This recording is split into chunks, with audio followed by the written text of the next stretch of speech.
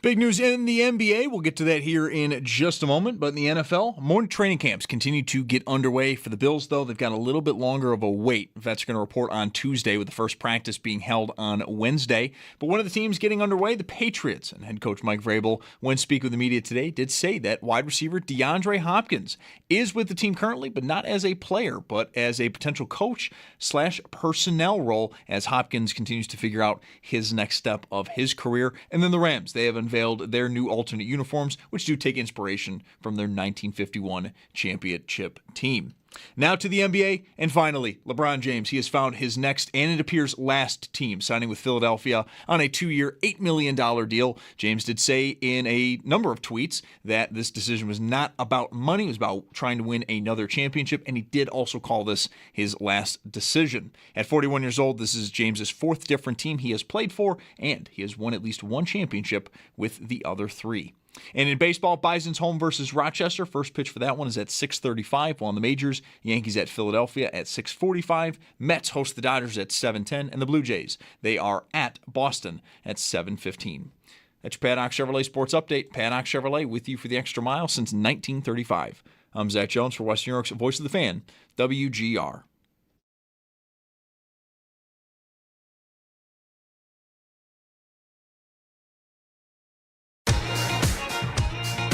My dad's not here right now. He's still at work. So I'm going to blast him. Mike Schopp and the Bulldog. I'm going to see if there's a clean version so that my parents and the people at my school will not get mad at me. We've got the spritzer filled with water just in case if stuff gets too fire. I'm going to set up the speaker and I'm going to listen to Mike Schopp and the Bulldog. I think this is the best Mike Schopp feature that I've heard in a long time. I think his flow is really good in it, and I like his aggressiveness on it, and the Bulldog. Put not enough effort in it. I think overall his flow was good, but I don't like that mumble rapping. That was my review of Mike Schopp and the Bulldog. Didn't need the spritzer. Wasn't fire enough. No spritzer for you. No spritzer. That's aforementioned Blue Jays Red Sox game tonight, first of three. You trolling me here with this Blue Jay visor today? I don't think of it as trolling. Is that what that is? But I did wear it with a purpose. Yeah. Yes. Well, it matches the shirt. Well, there's always that. Yeah. I usually get that right. Which, I mean, actually, you've already started a thing here. I have been meaning to raise this one question about my visors. Go on. Maybe now I just will. Okay. I think I might have mentioned it last week when I was alone, but, you know. You haven't tried it on me yet? Well, you know, I wear all these different team visors. Why do I have them? Like yesterday I wore Milwaukee Brewers. Why? Because why do I have it? I have it because I went to a game in Milwaukee and I bought it. Mm-hmm. And that's what I would do every time I went to a new stadium. I remember being really disappointed in Detroit because they did have a visor, but it's like the kind of plastic old person visor a little bit. Oh, dear. So I never wear it. It's like it's sort of styrofoam. It's not comfortable. Yeah, you can't have that. So that's why I have all these, and if I have them, you know, just mix it up. But it's a nice enough way to remember. You know, we don't get ticket stubs anymore. Like, is anyone saving tickets to ball games in their phone? No, you don't even get them. You just delete them after they're used, and like that's the end of it. You got a clear room for other data storage. So this is a nice way to sort of remember. Like, yeah, I went to this game, and this is why I have this. You know, this souvenir. Right. So I have this visor thing, and recently, I did say this on the air, I think. Recently, I was wearing a Pirates visor at that lacrosse tournament 2 weekends ago in Delaware. Yeah, we did talk about this. All right. I had the Pirates visor, and a guy said, "Oh, you're a Pirates fan?" And I said, "Well, no, not really." I said, "It just matches the shirt," which doesn't even really match. It doesn't match the shirt. It's black. Yeah. I have a black T-shirt on, so I have a Pirates visor. It doesn't match at all. There's no match really happening there. Black goes with everything.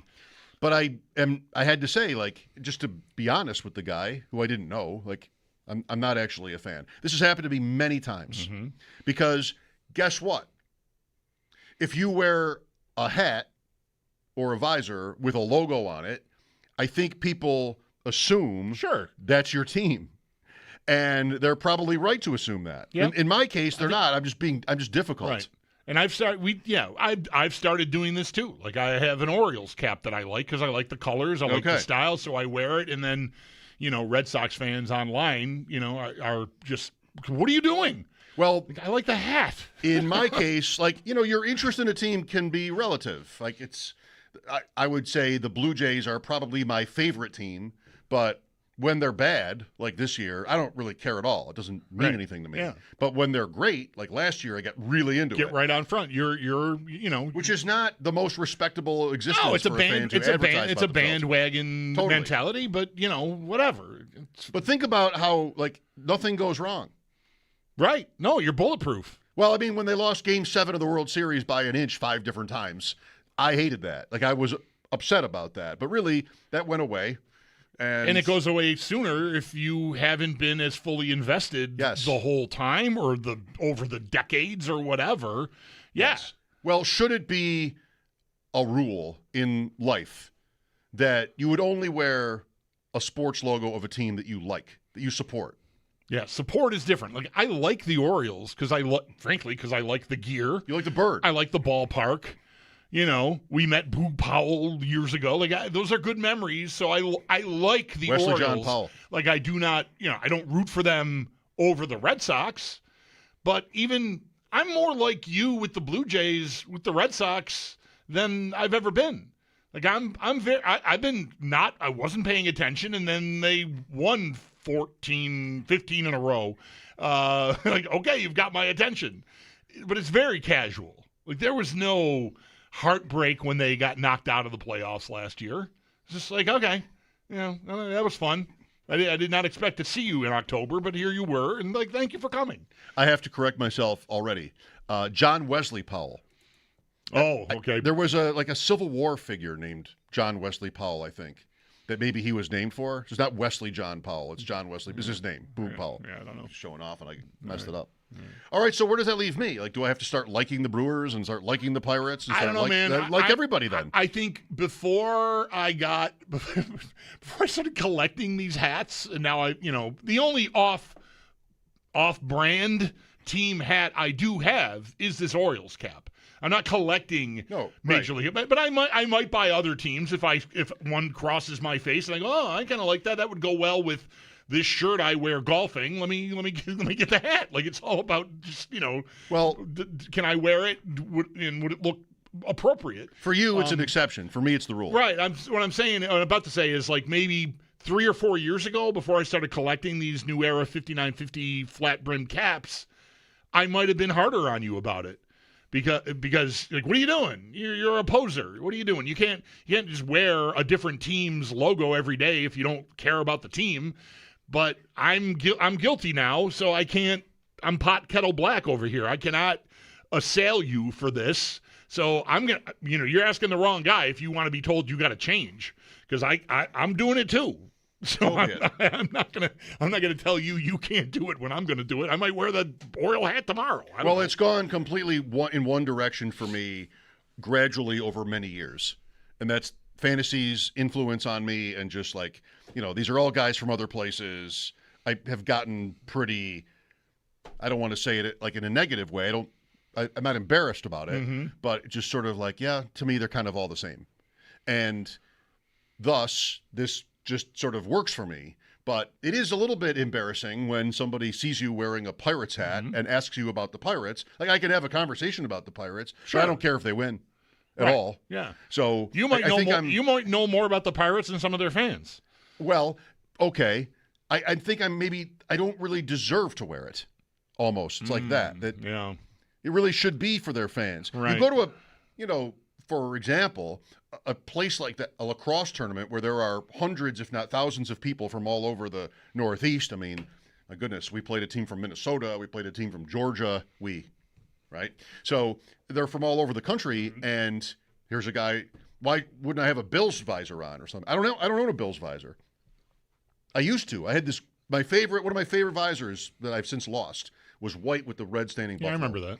But I don't know where that is anymore. So that's what I probably should. I wear the Sabres visor, Because, you're walking past all these people at like a festival or one of these sports tournaments, and that's your cue. Like they're one of us, or they're from the other team. That is maybe the biggest problem that I feel like I would feel funny about is if I were wearing this Orioles cap in an airport on my way somewhere and someone in an Orioles jersey, like, hey man, thumbs up, or like whatever, go O's, or whatever. I don't even know what the lingo is, right? It's been a long time since I've been to a game at Camden Yards, but I'm going to be like, yeah, sure. Like you just do it. I'm not really on your team. I just like the cap. But you don't know the handshake. If there is that's right. A handshake, whereas, you don't know. I mentioned how, like, when I went to Spain a couple summers ago, I wore my white Bills cap with the blue buffalo on it, and it's the only headgear I brought with me on that trip. I wore it on the plane, and I wore it. I didn't wear it every day, but I had that hat. And not one time in Europe did anyone mention, like, did I come across someone who went, go Bills? You were kind of thinking that would happen. I was kind of thinking it would happen. I mean, people tell you that happens all the time, and it's in random places, but I didn't get anything. You remember this? I told you the stewardess, on the way home, the male flight attendant, he looked at the hat and said, go Bills to me. He was Canadian. And I said, I did not get a single one of those in 10 days in Europe. And he said, where were you? I said, Spain. He said, they might have just thought it was a bull. Yeah. I just didn't even pay attention to that it's a Bills hat. It's not like Bills colors, it's like it's white with a blue. It's a little off, the normal stuff. It's not like a blue hat with the red buffalo on it or something. No, right. It's a little more identifiable. Anyway, so yeah, you are running the risk of being misidentified in that way. That is a sort of a universally accepted camaraderie that fans, I think, really relish. And you're not stomping all over that, but you're like willfully, deceitfully participating in it, I guess I would say. Me too. Like, again, with my. That's really what I'm asking is because I feel like I know that. Yeah. And maybe I should do something about it. Or not. I'm not on the road that often. So it doesn't really apply to me that often. Right. I'm going to need a Bills I do wear the Sabres visor a lot when I'm away, if not also when I'm here. Bulldog is an Orioles guy and a Red Sox fan and an ESPN guy. Like your browsers right now, you've got two screens, ESPN usually for you, right? Yeah, I got last year's news. Bills stats, the standings from last year, the schedule for this year. I've got the Sabres stats at ESPN.com open, 4 ESPN.com screens open. Except unless it's a link to like a Bill Barnwell or Greg Wyshynski column, have probably not opened ESPN.com in 15 years. I just never think of it. Mm-hmm. I'm more on the reference sites. ProFootballReference.com, HockeyReference.com, BaseballReference.com. Rarely am I on the basketball version of the reference sites, but I went to it today because I wanted to see some LeBron stuff. Mm-hmm. And it's maybe, I'm not sure if it's run by different people, but there are some things that are different about it. One being compared to the other reference sites, yes, you mean? Okay. I believe this is different than any other reference site in that, group. Is so like if you go to any of them, ProFootballReference.com, look up Josh Allen or Stephon Diggs, better example. Look up Stephon Diggs. You'll see a Vikings jersey and his number, and you'll see a Bills jersey with his number, and then you'll see a Houston Texans jersey with his number, and then you'll see New England Patriots jersey with his number. And if you're on a team that changes, I think maybe, I don't know the policy exactly, but I think maybe if they change anything about their uniform, there is a second version of it that shows up. Like if the blue gets a little bit darker or lighter, then they'll put up, you're on the same team, you have the same number, but there'll be another jersey added. So there might be a fifth jersey even though you've only been on 4 teams. Yeah, like that, gotcha. That can happen. Even maybe Allen has 2. If the Bills ever change their stripes, so to speak, then there would be 2. LeBron has 11 jerseys on his page because, and not even including Philadelphia, which thankfully there's at least one place left in the world that would not put him in a Philadelphia 76ers jersey yet. because he's never worn one. So let's not do that. But, of course, the tweet that announces the move there he is in a full Sixers uniform. Lovely. Not everybody hates that, but I hate that. His high school jerseys are shown. Okay. That's interesting. St. Vincent, St. Mary. Akron, Ohio. I wonder how many NBA players, active or even in history, have got high school jerseys. Well, that's a good question. Do you have to have been like maybe Kobe Bryant, because he came right from high school to the NBA? So did LeBron. Maybe, right. So maybe that's why. I wonder if other players have I don't know. college jerseys. I haven't gone to a second basketball page today, but I'm still on the LeBron page. It also has his Olympic team jerseys. Okay. And that's 4 of these. 04, 08, 12, 24. Maybe did he not play in the other Olympics? I don't know. But, I'm used to a certain protocol when it comes to these sites. And instead, on the basketball site, and you're asking if that's true of like other NBA players, you would want to think so. No way, right? Is every NBA player's high school and college jersey shown on their reference page? One thing that is the same is the nicknames, though. There are 10. He has 10 nicknames.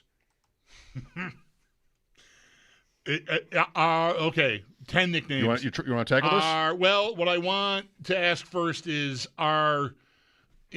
King James and the King separate? There's only King James. King James, okay. I just wanted to make sure they weren't just fattening up by using different versions of that. Okay, so King James is one. King James. Bronny. Bron. Bron. Okay, yeah, the kid is Bronny. Yeah, yes. Maybe he used to be Bronny. Right, maybe. But they took when he it was away. Younger. Yeah, now the kid's got it. You might get one more. Goat. Goat. Okay, I'm going to claim that as a win. Are you? I think that's what that implies. Goat. I mean, it's goat derivative. There's only one other one. Goat derivative. There's only one other one that I think I've ever heard that I thought maybe you would get. LBJ. Oh, sure. Yeah, right. Even though his middle name is Raymond, but the capital B. So LBJ. Right. Chosen one. The Little Emperor. I mean, he's 6'9". The Little Emperor. The Akron Hammer.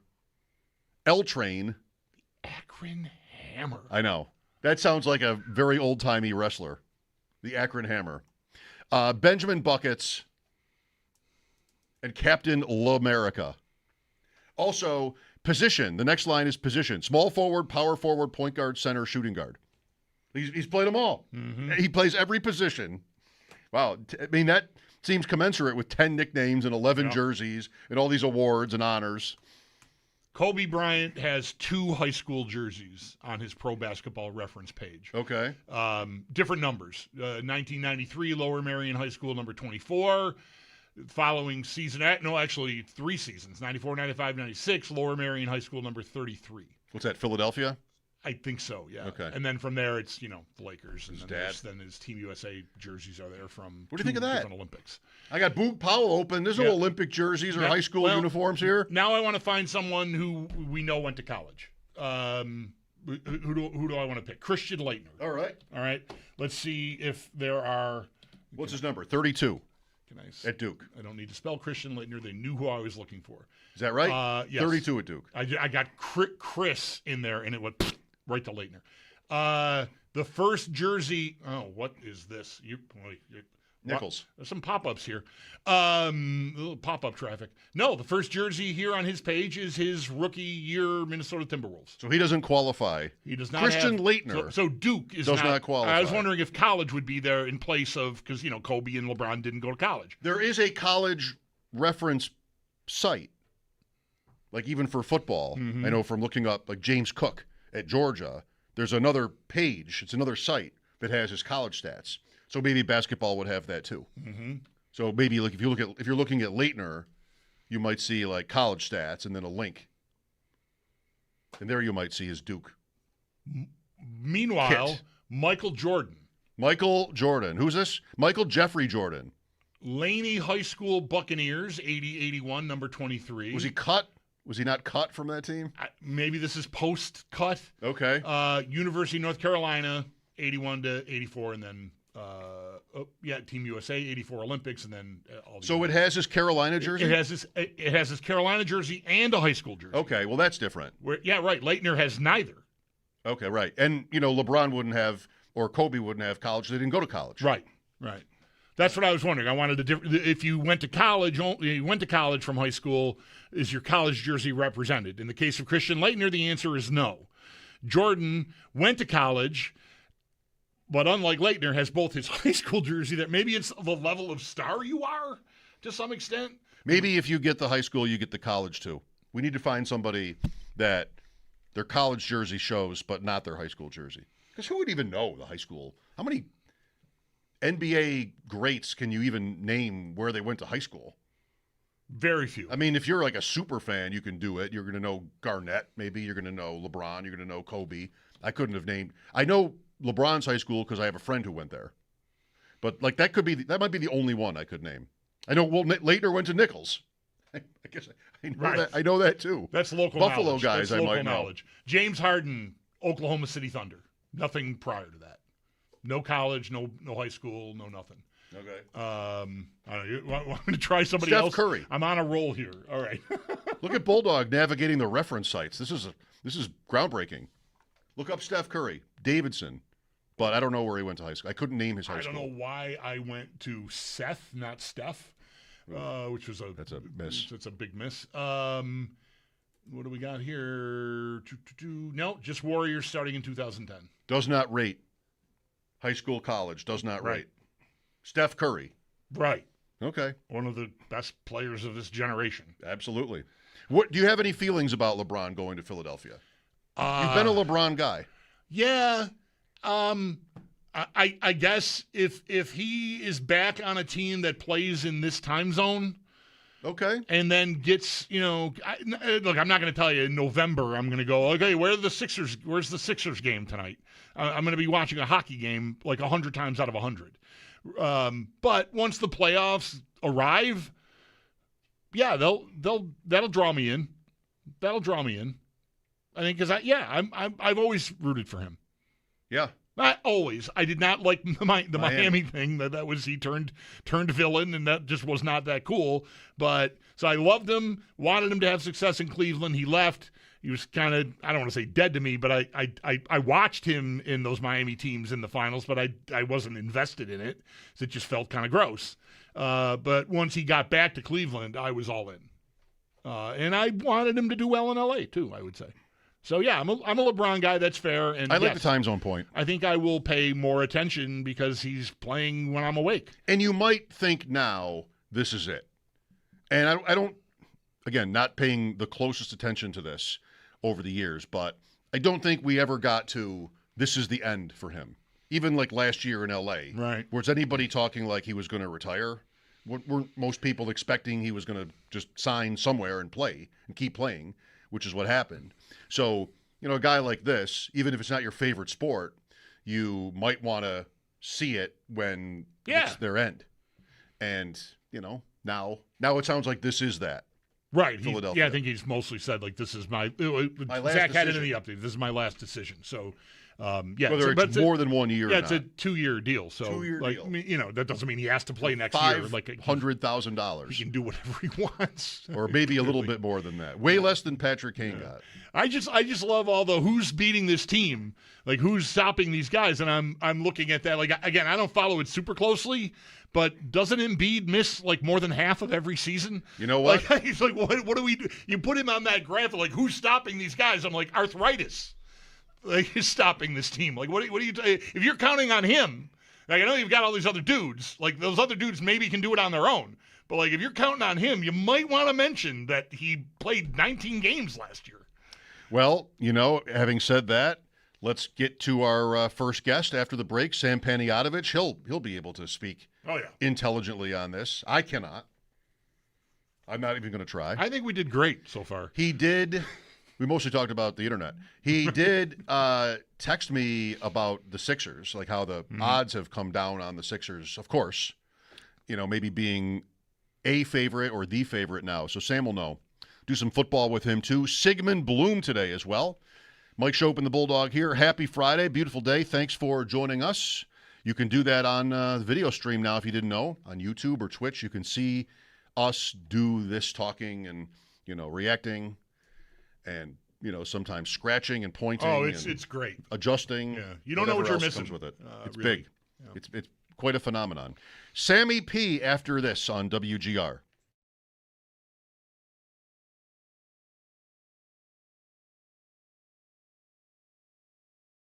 For more comfort. Now's the perfect time to make yourself comfortable with a new electric heating and cooling system from Belknap. In Western New York, summer and winter bring extreme temperature conditions. Make yourself comfortable with Mitsubishi electric heat pumps, designed to keep your home cool in the summer and warm in the winter, no matter how hot or cold it gets outside. Call Belknap today to learn more. I'm Gary Garfel, president of Belknap. We work on your schedule. We don't charge more for weekends and evenings. That's why we say, Give Belknap a ring.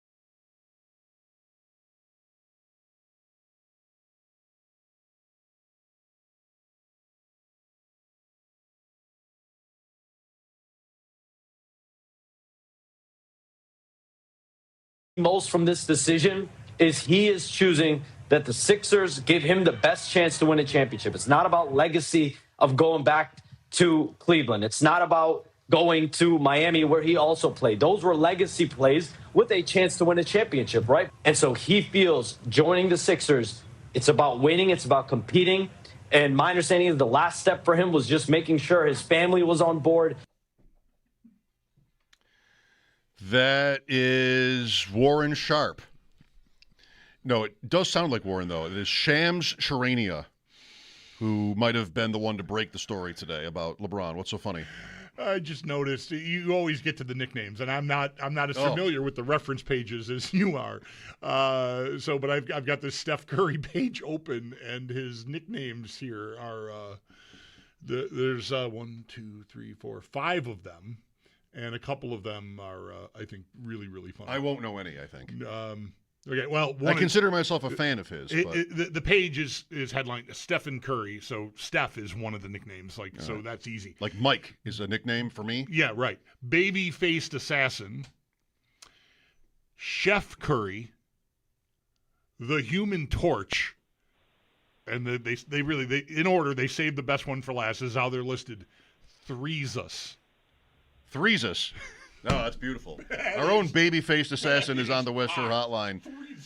Sam Panayotovich, Fox 32 in Chicago. Sam, how's it going? Well, I'm sorry to inform you guys that Patrick Kane followed me back to Chicago, not to Buffalo. That's I am okay. so happy about that. We're relatively satisfied. We're with all that. together on this. Right. I had no interest, 0%. I was worried that the Sabres were going to do that. I had a little in that I thought if they made a big trade for the goalie, for Hellebuck, that might open up a space for Kane, and I would have been okay with that. But as currently constructed, they had no place to put him, and it would have been insanity to sign him. No. Good for you. You couldn't find room for him on PP1, really? No. I mean, even last year he declined. I could find room for him on PP1. I just wouldn't be able to find room for him on a line. Yeah. You know what's funny, too? Like, everybody's all, nostalgic and excited, and we've seen so much B-roll of Kane holding the cup. And then I look at their projected first line with Frank Nazar, Connor Bedard, and Patrick Kane. That is the littlest first line in the history of hockey. They're all like 5'9". Not even sure Bedard is good. I mean, he's not great yet. He's supposed to be great, but that hasn't really happened. Well, look at Sam starting with hockey on this beautiful July Friday. I mean, not LeBron, but, of course, that we get it's a Buffalo, Yeah. Kane. He's playing the room. It could have happened. Nice. He's playing the room. It's nice to have all three of us here together. I feel like Sam has been on this show more regularly than the both of us on Fridays in the summer. Has been ping-ponging. Credit to Sam for always hosts. showing up. Yeah. So I know you were on this, of course. The effect LeBron James signing has had on the NBA markets. How dramatic? Well, they've definitely come down a ton. I saw the Sixers, because everybody always texts me, what was the price before? So I've answered this question 800 times today. The best number that we saw in the market on the finals price was 22-1. And most books are in that 8 to 9 range. There's a 10 at Bet Rivers. There's a 7 in Vegas because somebody clearly bet a couple $1,000s and created more liability. It really depends on how much liability you have. That's how you dictate your price. But let's call the consensus price now 9-1, down from a consensus price of about 20. And they are now, let's see, I got the prop shop up right here. To win the East, they are as low as plus 340. Only teams with shorter odds to win the title are the San Antonio Spurs and the Oklahoma City Thunder. DraftKings has them both at 270, and then the Sixers at 9-1. As for the conference, Knicks won, and the Sixers a very, very close second. Plus 330 on the Knicks, plus 350 on the Sixers. Is this one where, in fantasy, we call it closing line value, where you're drafting somebody on speculation that their situation is going to be a lot better later on, and by the end of the draft season, they end up going way higher in drafts? Is this one, to your knowledge, Sam, where Jaylen Brown, LeBron James, I heard somebody talk about the Sixers as a possibility for LeBron. I don't know about Jaylen Brown in that trade. Is this one where, were sharps on the Sixers even before the trade, where they were thinking, this could be a situation where whatever it would have been, 40-1 or some kind of number like that, maybe would have been a play? Well, I did get a text this morning after the news came out about LeBron. I have a friend who bet Philly to win the title before they got Jaylen Brown, and I was flabbergasted by the price. Guess how high it was, his ticket? Before Jaylen Brown? Yeah, I'm gonna say 50-1. 100-1. Okay. Double. So he's sitting on that right now, and obviously he did his job. The team has to do its job, but you put yourself in a spot where you could potentially sell that, you could hedge that, you could prop swap it, where you could sell that ticket legally and somebody could purchase it. You're in a great spot. I don't, I haven't really done the calculus on it because I'm actually off today, at least in my real job. I would never call off this show, of course. Oh, thank you. Yeah, never. I'm like a Ripken streak on this show. I already lost you on that. Yeah. The only time I don't come on is when Bulldog's like, yeah, we don't need you today. We got a press conference or something. But that did happen. Yeah, I don't know. If you had 100-1 on Philly, what do? You just bet up a couple other teams maybe to win the championship? The market is still saying though it's either San Antonio or Oklahoma City. They respect the Sixers, but not those two top teams. No, but you can ride that to the finals at least if you're lucky enough to get through the East. Yeah, I guess you could also drop a bomb on somebody to win the East, maybe like Boston or Detroit, and then you just kind of you're keying out the Knicks. As we know, I think the last 8 years there's been a different champion in the NBA. I think that's accurate. It's either 7 or 8 years. So odds are against the Knicks going back and winning it. So you want to kind of key the Knicks out. Maybe you bet a little bit on the Celtics to win the East, and then a little on the Pistons to win the East, and then you got the Sixers to win the title, and then you lose all those bets, of course, when the Thunder win it. But I'm thinking, what would I do if I had 100-1 on Philly? I don't even know. Yeah, this is a little bit outside of the odds, Sam, but obviously he's one of the most famous athletes who's ever lived. How warranted is all this? What did Philadelphia actually get? What did they buy today? Well, they bought one of the best distributors in the history of the league. And obviously, we could have that debate. Is he, a top 3 player? Is he a top 5 player? Whatever. They got a winner. Despite, a lot of people not liking him or can't stand him, the guy wins. He's won a championship in 3 different locations now. He won in Cleveland, he won in Los Angeles, and of course he went down to Miami and won a couple there with the Heatles. I've never personally been a fan because he's a front runner, and I feel fully okay saying that. If this isn't the definition of front running, what is? You just joined a team with Joel Embiid, Jaylen Brown, and Tyrese Maxey. They like their second-year guy Edgecombe, the kid that played at Baylor. LeBron is going to have weapons everywhere he looks, and that's always sort of been the fatal flaw. LeBron needs talent to win, but so did Michael, so did Kobe. So they all needed good players to win. But I think the reason he picked Philly is because he's got shooting.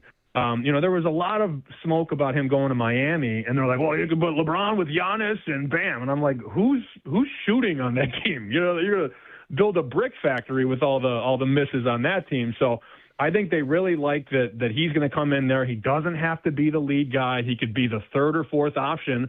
But then in the playoffs, he knows what to do. He knows how to space. He knows how to defend. He's still very, very good at his age. And, I said off the top, I think he's one of the best. I think Magic is number 1. LeBron is number 2.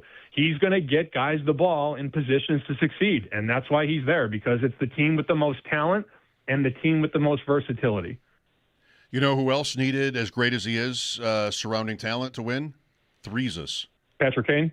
Oh, Patrick Kane. Threeses. And Threeses. Threeses. Yeah, no, it's funny. One more thing on Kane. I have one guy in the media who's not a Kane guy. He goes, yeah, Kane was great, but he didn't do anything. Everybody else did all the hard work, and he just did all the pretty stuff. And I'm like, wow, You're such a hater. But he's not wrong. No, he's not. He's never been a 200-foot player. You're not. He's not killing penalties for you. That is just not. This is not happening. No, I have no stones to throw at his career at all. He's been an I just didn't want him on the Sabres. Just for a variety of reasons. Sam Panayotovich here on the Western Hotline. Mike Schopp and the Bulldog, WGR. You've got Super Bowl odds handy, Sam. Is that something we can just put you on the spot with here? Yeah, go for it. I was thinking about, I was going to bring this up earlier, but we ended up talking about hats. I was wondering, like, which So team disparaging. Which team has, like, so the fans of a team would have, like, maybe the biggest gripe with their Super Bowl odds. Basically, you know, it's some form of disrespect in how they come off. Like, the Rams are plus 550 at DraftKings, and Seattle is double that. So, you know, you're Seattle, you're like, wow, what just happened? What did I miss? Did they not watch football last year or something like that? And you've got Buffalo and Baltimore, for another example, at the top of the AFC list, where you have New England and Denver, and maybe other teams too, which might think like, well, again, maybe we deserve better here. Is there a team that, maybe this would be a team that would also equate to like a good value play? Is there somebody on that list that you think maybe should feel slighted? I love that you gave me enough time. You vamped there to give me enough time to think about this. Thank you, Mike. I appreciate that. You're a true pro. I got two answers for you. Let me give you a mid-tier and then a high tier. This team is 7th on the board right now. And in the last 6 years, I think they've never been lower than 3rd. That's the Kansas City Chiefs. When you have Patrick Mahomes, a guy who's won 3 Super Bowls, and a head coach in Andy Reid who consistently gets the team to a level that it's supposed to reach or further, I see them, 16-1. That doesn't even make sense. Like, it doesn't even compute in my brain that they're that high to win the Super Bowl because they're routinely in that 6, 7, 8-1 range. So this is double up, right? They're 16-1. The lowest number I see is 15. That's an insanely high price given where they've been priced in the past. But in terms of disrespect, we talked about this, Mike, last week when Bulldog was off. The Washington Commanders at 70-1 is so high. I mean, that you see that as a Commanders fan, and you're like, what did we do wrong? I see like 66, 65, 60, 55, but the high is 70. And this was a team last year that was probably the 7th or 8th team to win the Super Bowl, and Jaden Daniels was the 5th player on the MVP board. It was like Allen, Burrow, Mahomes, and Lamar, and then Jaden Daniels. And his odds, as we talked about, Mike, have gone way up to win the MVP. And they're bottom 10, bottom 12 to win the Super Bowl. Like, that's a slap in the face to a team that was really respected last summer. Bulldog's going to like Cincinnati here. Baltimore at 10-1, Cincinnati at 30 for a team favored in 15 games. I'd love to see 30. I've got 20 at FanDuel, but you got to shop around, right, Sam? Yeah, of course. Yeah. Got to go shopping. But I saw 30 at DraftKings, I think. All right. Things are looking good for the White Sox, Sam. They just keep winning series, man. Yep. That's another one. They took 2 out of 3 in Texas. They've just kept winning games, and I think it's insane to realize this stat. There's only one team in Major League Baseball this season that doesn't have a losing streak longer than 3 games, and that's the White Sox. Of all the teams, I know every other team has had a spell where you lose 4, 5, 6, 7 in a row. Not the White Sox. And with Murakami there, Jesse Rogers covers ESPN or covers baseball in Chicago for ESPN, Cubs and Sox. And he said the thing that sets them apart from a lot of teams in the American League is they have insane lefty slug with Murakami, who, if not hurt, might have 35 home runs right now. He's back in the lineup. He's healthy. They've got Colson Montgomery, who's going to probably hit 40 home runs this year. Those 2 guys give them a 1-2 combo power-wise from the left side that might only be eclipsed by Bryce Harper and Kyle Schwarber in Philly. Like, teams with lefty slug tend to have good runs in the postseason.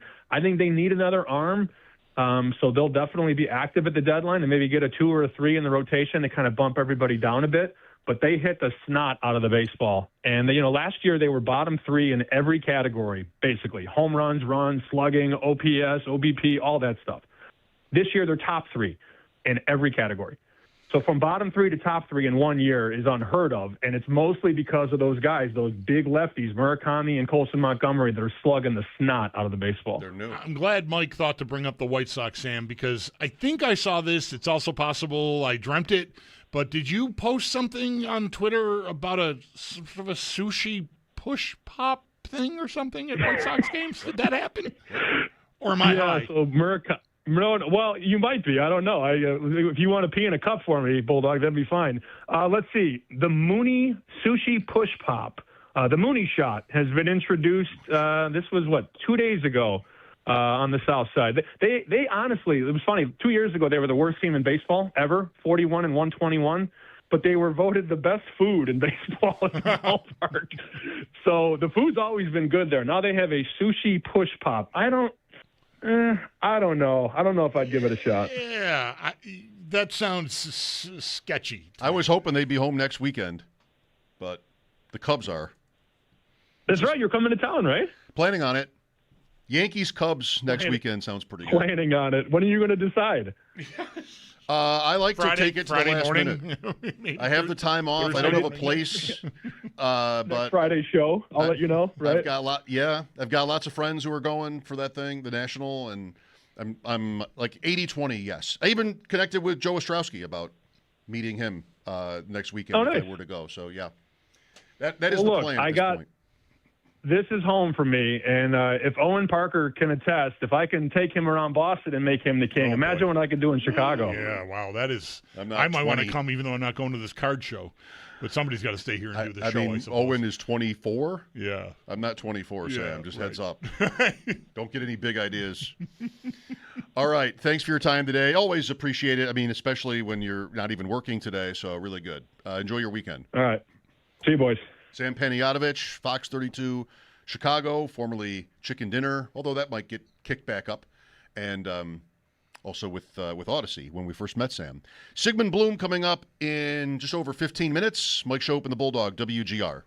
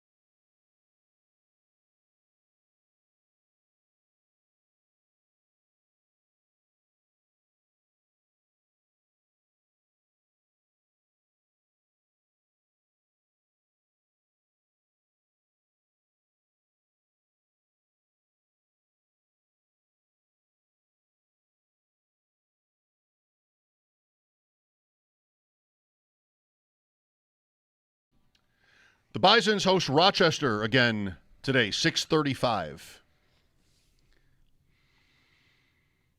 It won't be Max Scherzer. No, he just pitched on He's Wednesday. pitched on Wednesday. Yeah. Yeah. They lost in 10 last night. 6:35. Great night for a game downtown. Sigmund Bloom coming up. Sigmund has takes today. He's like doing my job, our job for us here, just like with certain different tweets over the course of the day. He's excited. I like it. I feel like he's prepping. We're all prepping. I'm sure that's not his motivation, but still. Prepping for us. Good, yeah, that's what I mean. Yeah. Yes. Yeah, prepping for drafts and for the season. Yeah. It's Expo weekend in Canton. Yeah, I saw someone alluding to that. Maybe, it doesn't matter who. Matt Harmon? No. He's on his way. Someone talked about a card game. Maybe, I'm gonna botch the name. Well, the unofficially, I think, or officially, doesn't matter. The weekend starts maybe right now with a poker tournament. Right. That's how I saw. I want to say Brad Spielberger or Brett Coleman, maybe. I don't know if those make sense. I don't know. Maybe someone else. There's a bunch of people in that space that, no offense, I follow from having them been on the show, and they all sort of, they're in a blender to me. I played in it 3 years ago. I played in the poker tournament. Adam Krautwurst cashed in it. Well, cash in that is like memorabilia. He had a Jamar Chase ball for finishing maybe second or third in the tournament. That works. But that was a really fun day. The problem I had was it went on so long. Like by Friday night, there's a party, and that's like the opening night of the expo. And you're still playing cards. Poor Adam sitting in there playing cards for a Jamar Chase ball. Like, let's go. I mean, we got to wrap this thing up. Raise the antes quicker. But it was fun. I busted along the way. I did well, but didn't win. Sigmund Bloom coming up next. This is WGR.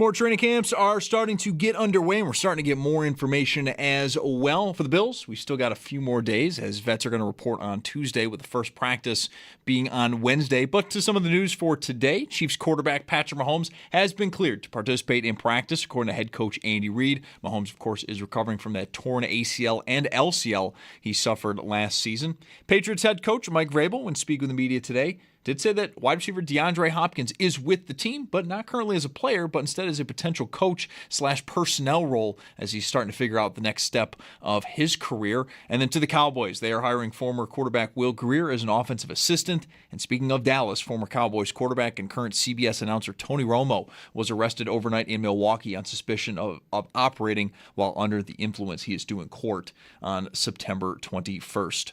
To the NBA, LeBron James finally has found his next, and it appears last team, signing with Philadelphia on a 2-year, $8 million deal. James said in a tweet following his decision that this wasn't about money, it was about trying to win another championship, and did call this his last decision. At 41 years old, this is James's fourth different team he has played for in his NBA career, and he has won at least one championship with the other three.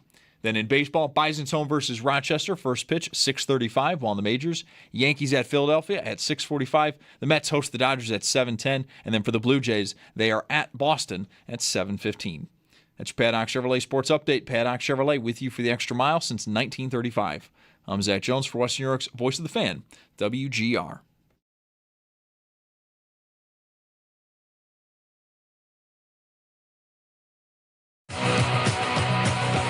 It's Mike Schopp and the Bulldog. All right, what's the report from outside? I was outside for maybe 3 minutes. I counted 8 Q-tips. It's got to be one person that just throws their Q-tips out the window when they're done using them in their cars. It's Mike Schopp. One person? More than one person using Q-tips and throwing them outside? I don't think I use 8 Q-tips in a year. I think I've never used 8 Q-tips. And the Bulldog. What the hell is going on out there? I don't think I want to work in a place where people roll their windows down if they're using Q-tips for Lord knows what and just throw them on the ground. Well, you do. What, is it the 70s? Oh, that's not very nice. It's Mike Schopp and the Bulldog.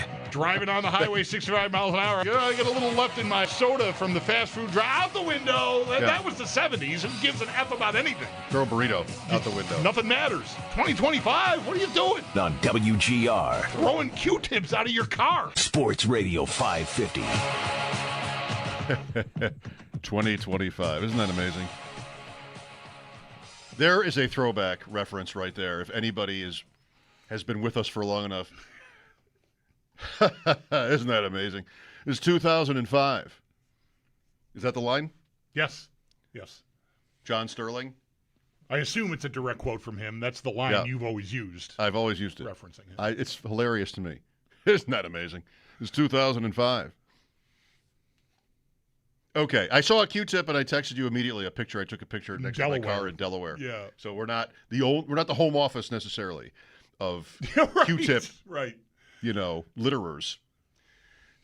I just made up a word. Sigmund Bloom with us now on the West Her Hotline. Sigmund, here we go. Not that it's not a 12-month-a-year endeavor for some of us, but for most, for normal people, no offense, fantasy football has arrived, would you say? Yeah, no offense taken. Good. And I was saying earlier today on a show that, before week one, it's like the click, click, click before the first hill on the roller coaster. Right now, we're just having a conversation in line, waiting to get on the roller coaster. Right, trying to figure, do I have a shot at the front? How long is the line in the front? Should I hearing them scream somewhere? Ooh, what's that going to be that's going to make us scream? Right on. Sigmund, why not start with quarterback here in our conversation today and Josh Allen? I probably, over the years when we've talked, tried to sort of with some nuance, let's get into some more interesting positional value type ideas, whoever that is for the Bills. I mean, post Diggs, they haven't really had the receiver that you needed to have. But Allen seems to be, this year in drafts, kind of on his own tier. And I read something from you recently where you were on board, maybe this is going to be, it was maybe something that Tyler Dunn had in a podcast, that was it. This bigger year might be out there for Allen. Are you banking on that? I would. And really, for fantasy football, this can be a bit of a conundrum because I like quarterbacks all the way down to like the 20th quarterback off the board. Like, I'd be fine going in to battle with Malik Willis and Baker Mayfield. But at the same time, fantasy football is about having more points than your opponent. And Josh Allen in the third round, especially if you have a scoring system where you get long touchdown bonuses or 300-yard bonuses or point per 20 pass yards, where quarterbacks have PPR leagues, where quarterback scoring is really well ahead of the pack. I'm having trouble justifying passing on Allen because he was playing on a broken foot last year. He had no number one receiver to talk about. And listen, Matt Harmon, my buddy over at Yahoo Sports, I call him my nephew. And I love that he can say, well, Josh Allen told me I don't really care about route running. I just want them to get open. And that's DJ Moore. DJ Moore had his career year with Justin Fields. What do you think he can do with Josh Allen? And then they basically made his guy, his rabbi, the head coach. So everything tells me this is basically Josh Allen's team, and we haven't seen what he can do when he has that kind of freedom and control.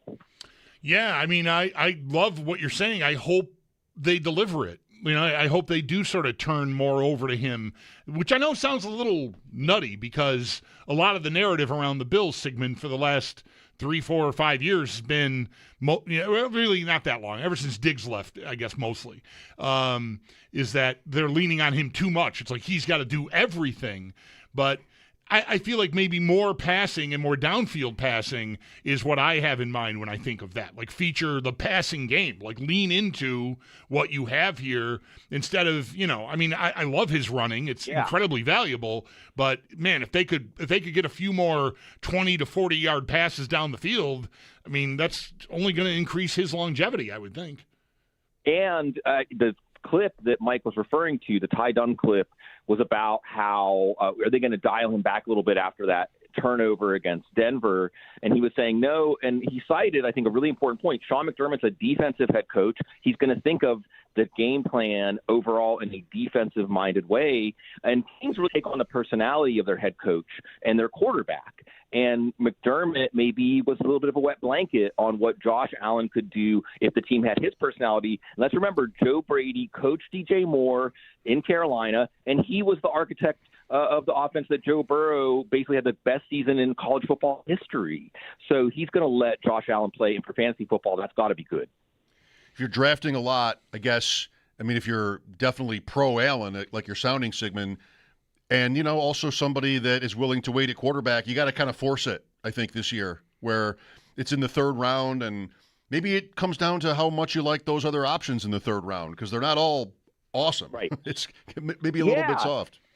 Exactly. Like, am I really going to say, Breece Hall or somebody that, the reason they're in the third round is because there are questions where Josh Allen, like you said, he is in a tier of his own. Nobody denies that. Another thing I'll throw into the mix here is Dalton Kincaid actually having a legitimately healthy offseason. What does that look like? I don't want to jinx him, but I think this is really exciting. James Cook used more as receiver, Carmichael. All of these things lead back to Josh Allen.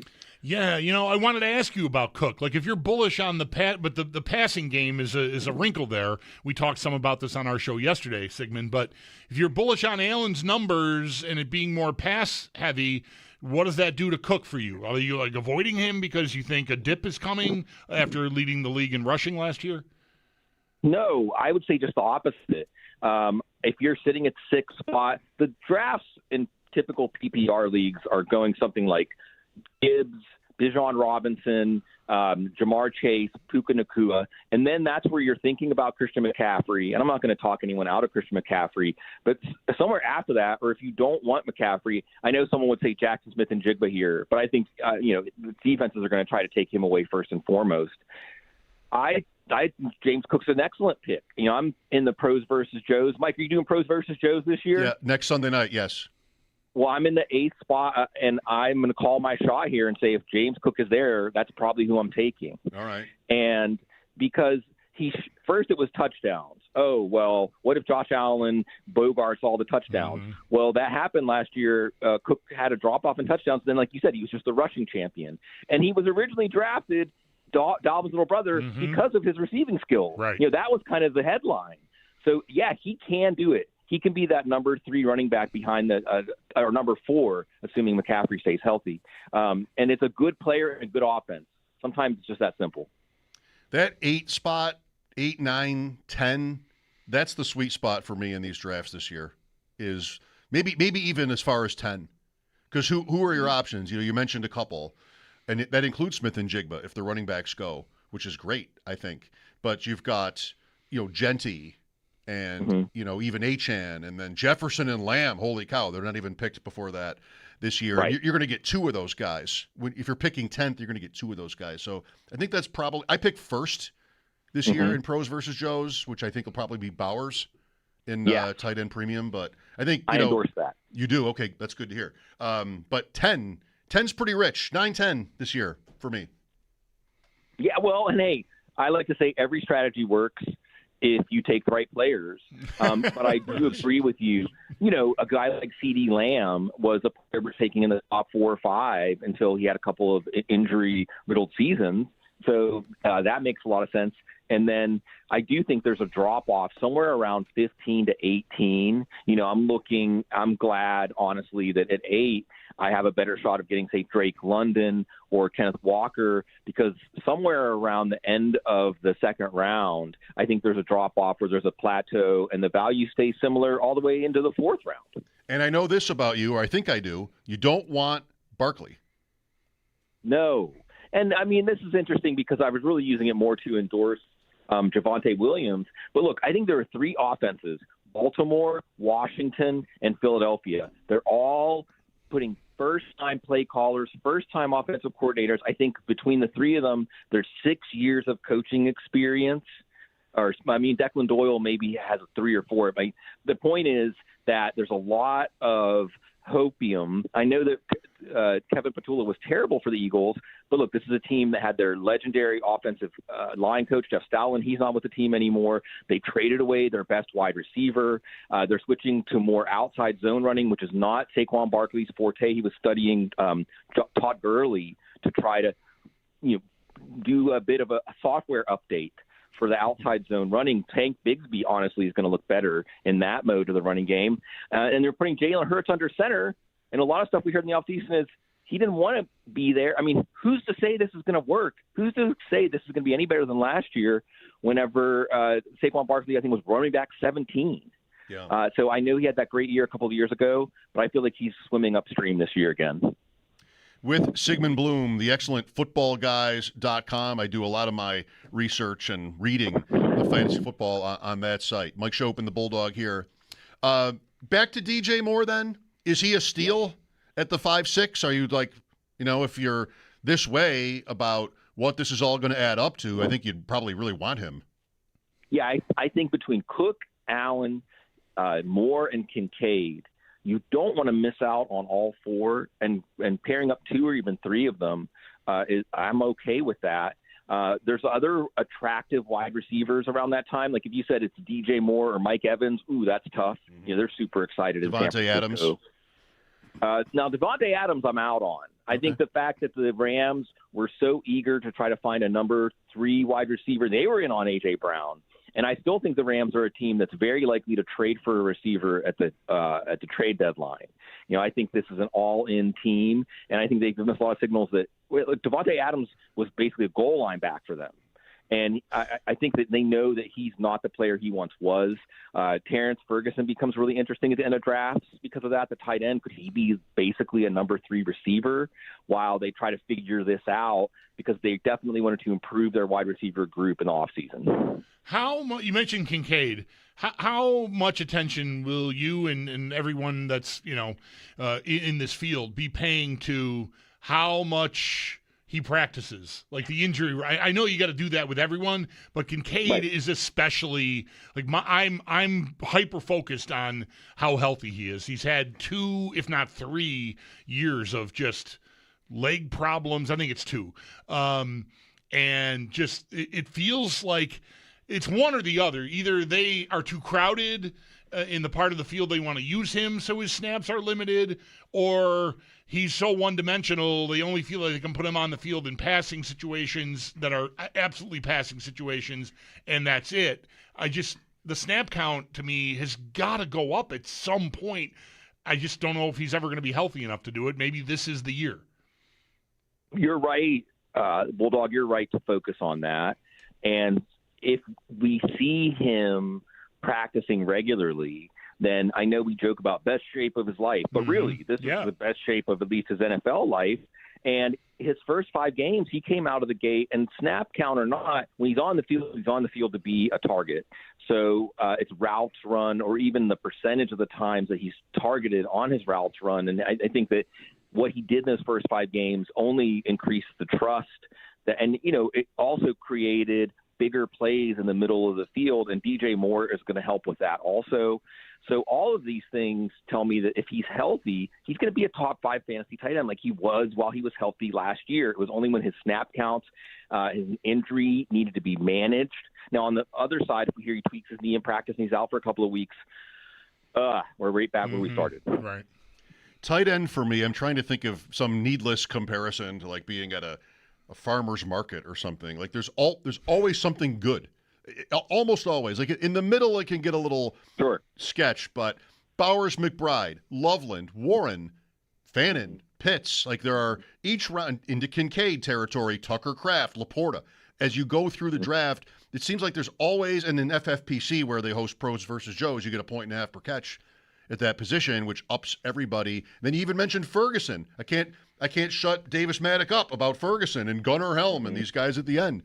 So a little bit less so in the middle, like round 11 or thereabouts. But, even Jake Ferguson is somebody that you can talk yourself into as a prize. So tight end is one where maybe this is always true, Sigmund. I would defer to you on this, is one where it's really maybe just more about like, all right, how much do you want to invest in the position versus what else is out there? How do you like to play tight end this year? You're right to say be flexible. There's a lot of potential right answers. Same thing goes for quarterback. Same thing goes, honestly, for wide receiver. I think running back is the one position where you don't want to have to count on both of the classic zero running back strategy. I just think that you're really potentially in trouble, especially with Jonathan Brooks. He's going to be coming up the board now. And what I mean by that is not taking a running back, say, in the first 5 or 6 rounds.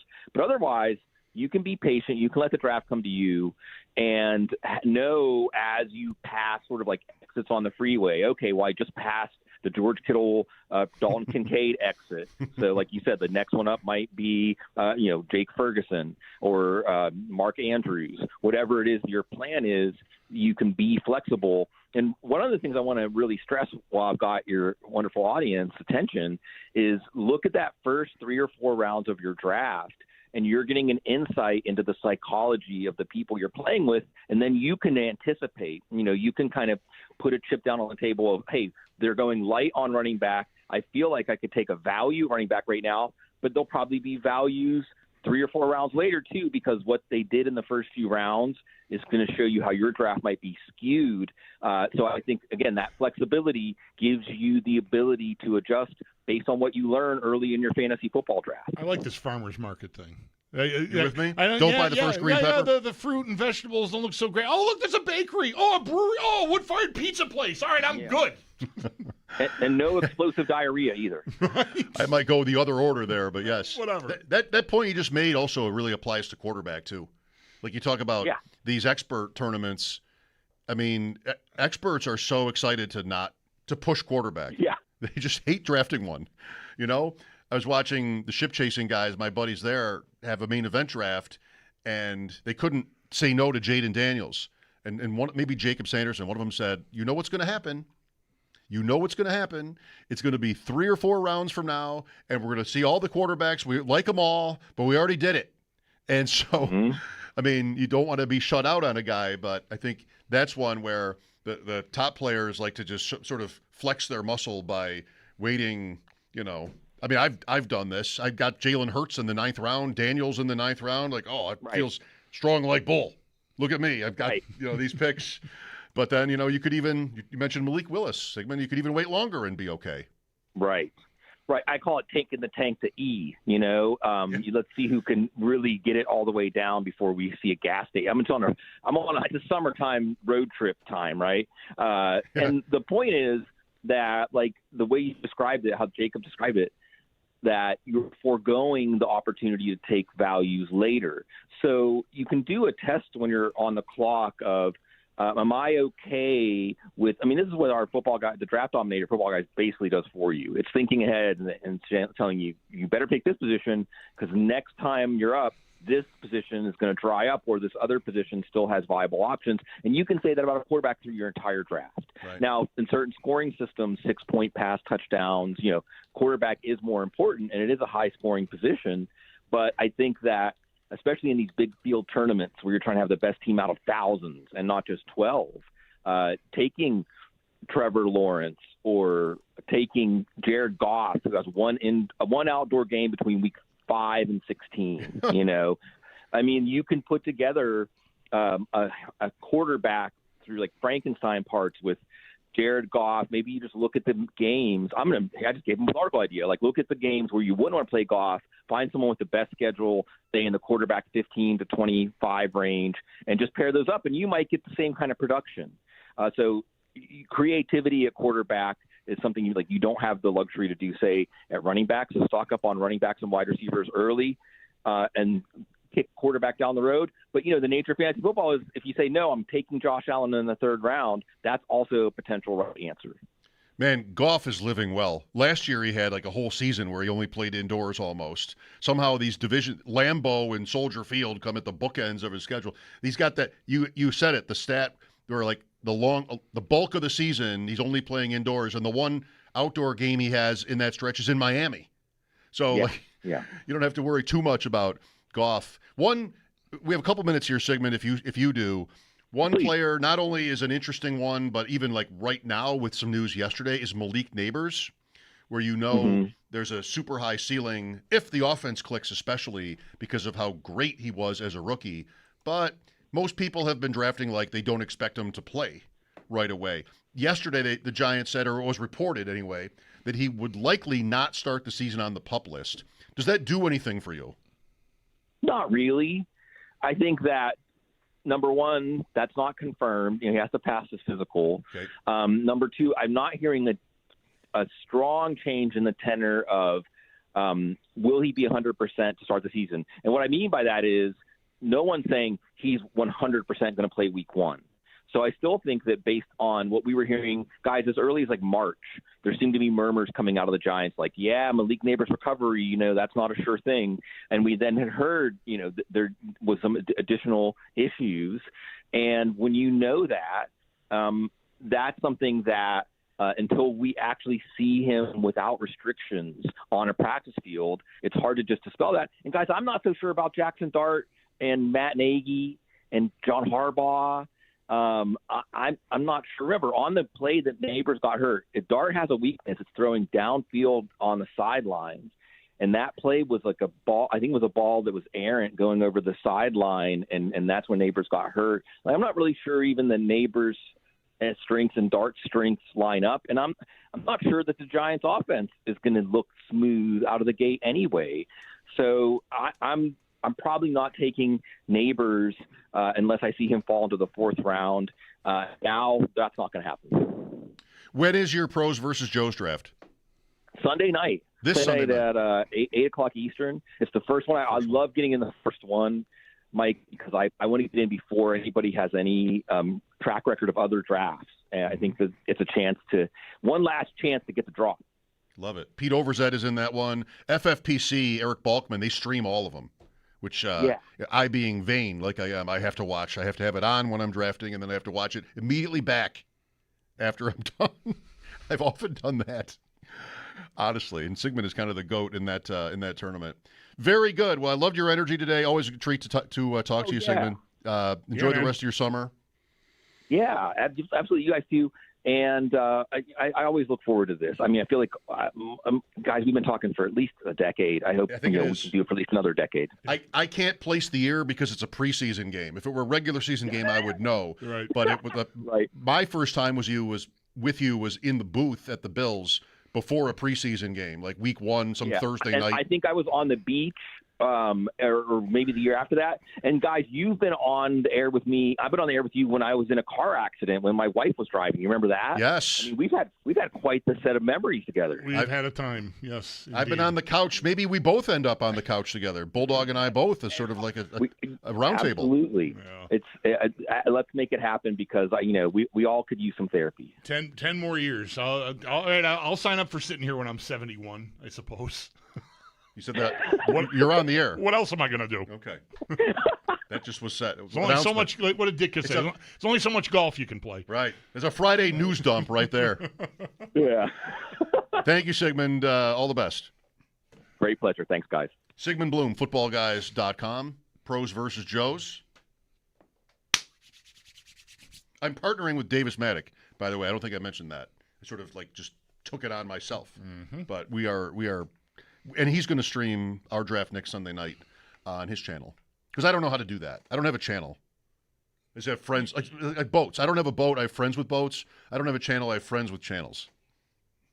So it saves me from having to do that's a good way to go. The lifting part. Provided you get the invite to get on the boat every now and then. Yeah, you got to get the invite. You got to get the invite. That's right. You got to keep up those relationships. Mike Schopp and the Bulldog here at 803-0550. Lines are open. Let's go. We'll talk some more after sports. This is WGR.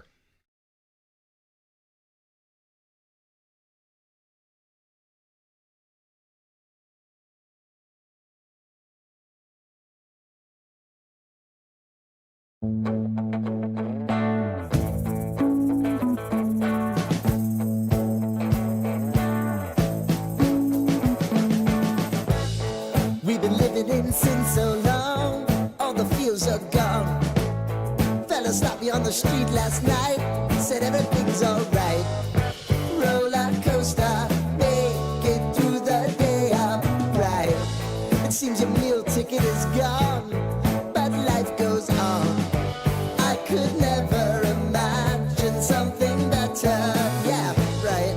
Now you're cooking on high heat in the middle of the street. Roller coaster, take me to a better time. Let's go. All sing your high line with the roller coaster of life. Yeah. It's time to all choose your timeline on the roller coaster of life.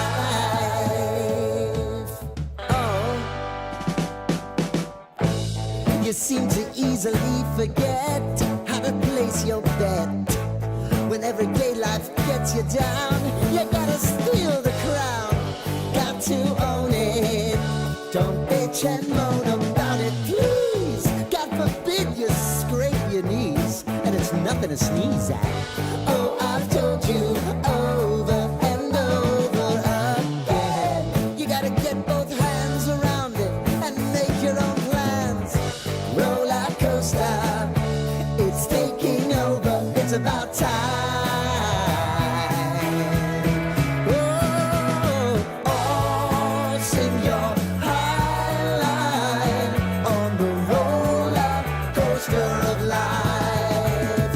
You've got to all choose your timeline with the roller coaster of life. Roller coaster.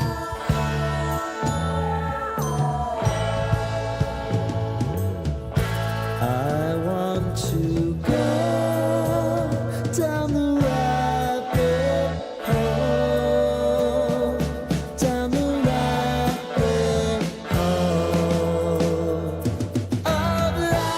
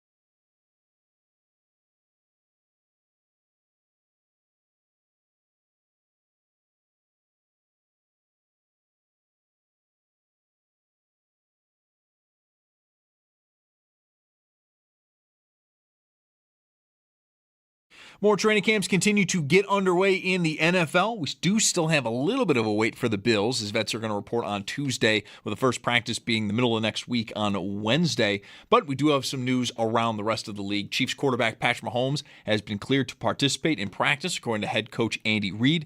Mahomes, is recovering from a torn ACL and LCL, while Patriots head coach Mike Vrabel told the media today that wide receiver DeAndre Hopkins is with the team, but not as a player. He is currently on a potential coach/personnel role as he figures out the next step of his career. And then the Cowboys, they are hiring former quarterback Will Grier to be an offensive assistant.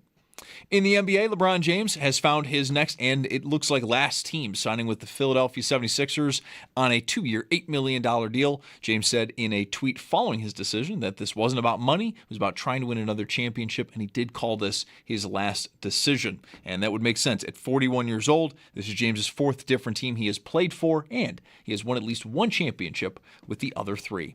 Then in baseball, Bison's home versus Rochester, first pitch at 6:35, while in the majors, Yankees at Philadelphia at 6:45, Mets host the Dodgers at 7:10, and then for the Blue Jays, they are at Boston at 7:15. That's your Paddock Chevrolet Sports Headlines. Paddock Chevrolet, with you for the extra mile since 1935. I'm Zach Jones for Western New York's Voice of the Fan, WGR.